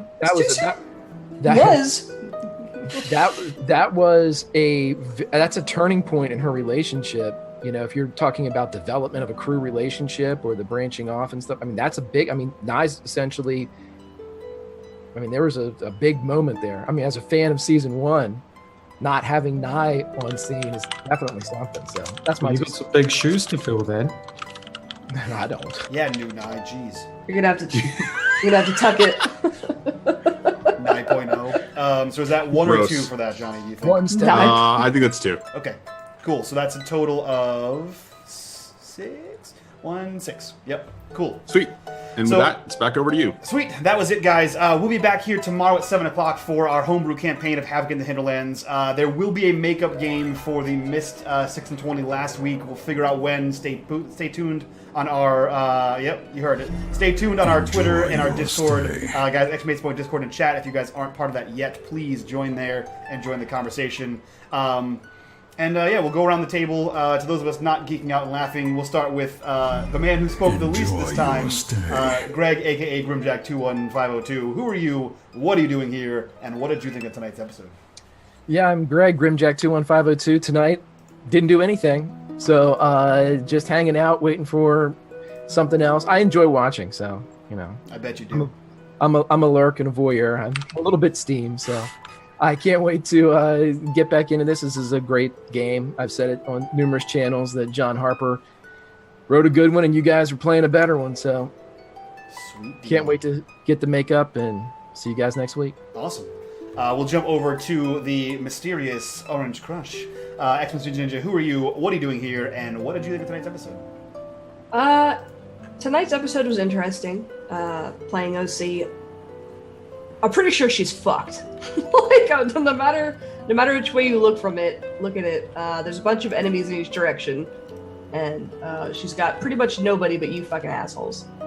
So she's fucked. That's all I got. Wait, time out. I gotta ask. How do you think that she's fucked? This ancient old lady is looking for her. Goaty McGoderson is gonna probably try to kill us or something. I don't know. I'm gonna lose Nye. Dimmer sisters are creepy. I don't trust them. Yeah, you're fucked. Bringing you guys down with me. We're a team. Okay, all right. When you're not sure, fucked, okay. you do things on the internet. Was Guys, that livejasmine.com/xmasgingerninja. You guys can tune in after the show and see what's going on there. Also a live Check out the Jasmine real user Nye. and streamer. We'll go over to Quick Dice Gaming. Who are you? What are you doing here? And what did you think of tonight's episode? So tonight's episode was good. I don't think I screwed up too much of my social talking aspects like I have done in the past, which is good. It's a good bonus. But yeah, I'm Quick Dice Gaming. I play first-person shooter and horror games, and general bollocks on Twitch. Sweet. So last week we discussed the tavern we now own in Crowsfoot, and I put it to a vote, guys, and with 19 of the votes, Gallows Respite is the name of or Gallows Respite is the name of the bar in Crowsfoot that we now own. So that is stamped and in canon. Thanks, chat, for the ideas, and thanks for voting. And real quick, before we get a lot here, guys, we're going to go raid a good friend of ours, Save or Dice. If you guys know Nerdarchy, WebDM, Taking 20, or Dawnforge Cast. They are all together in a Twitch channel playing a game every Wednesday. So go check those guys out and send them all your love from us. And from all of us to you guys, bye-bye.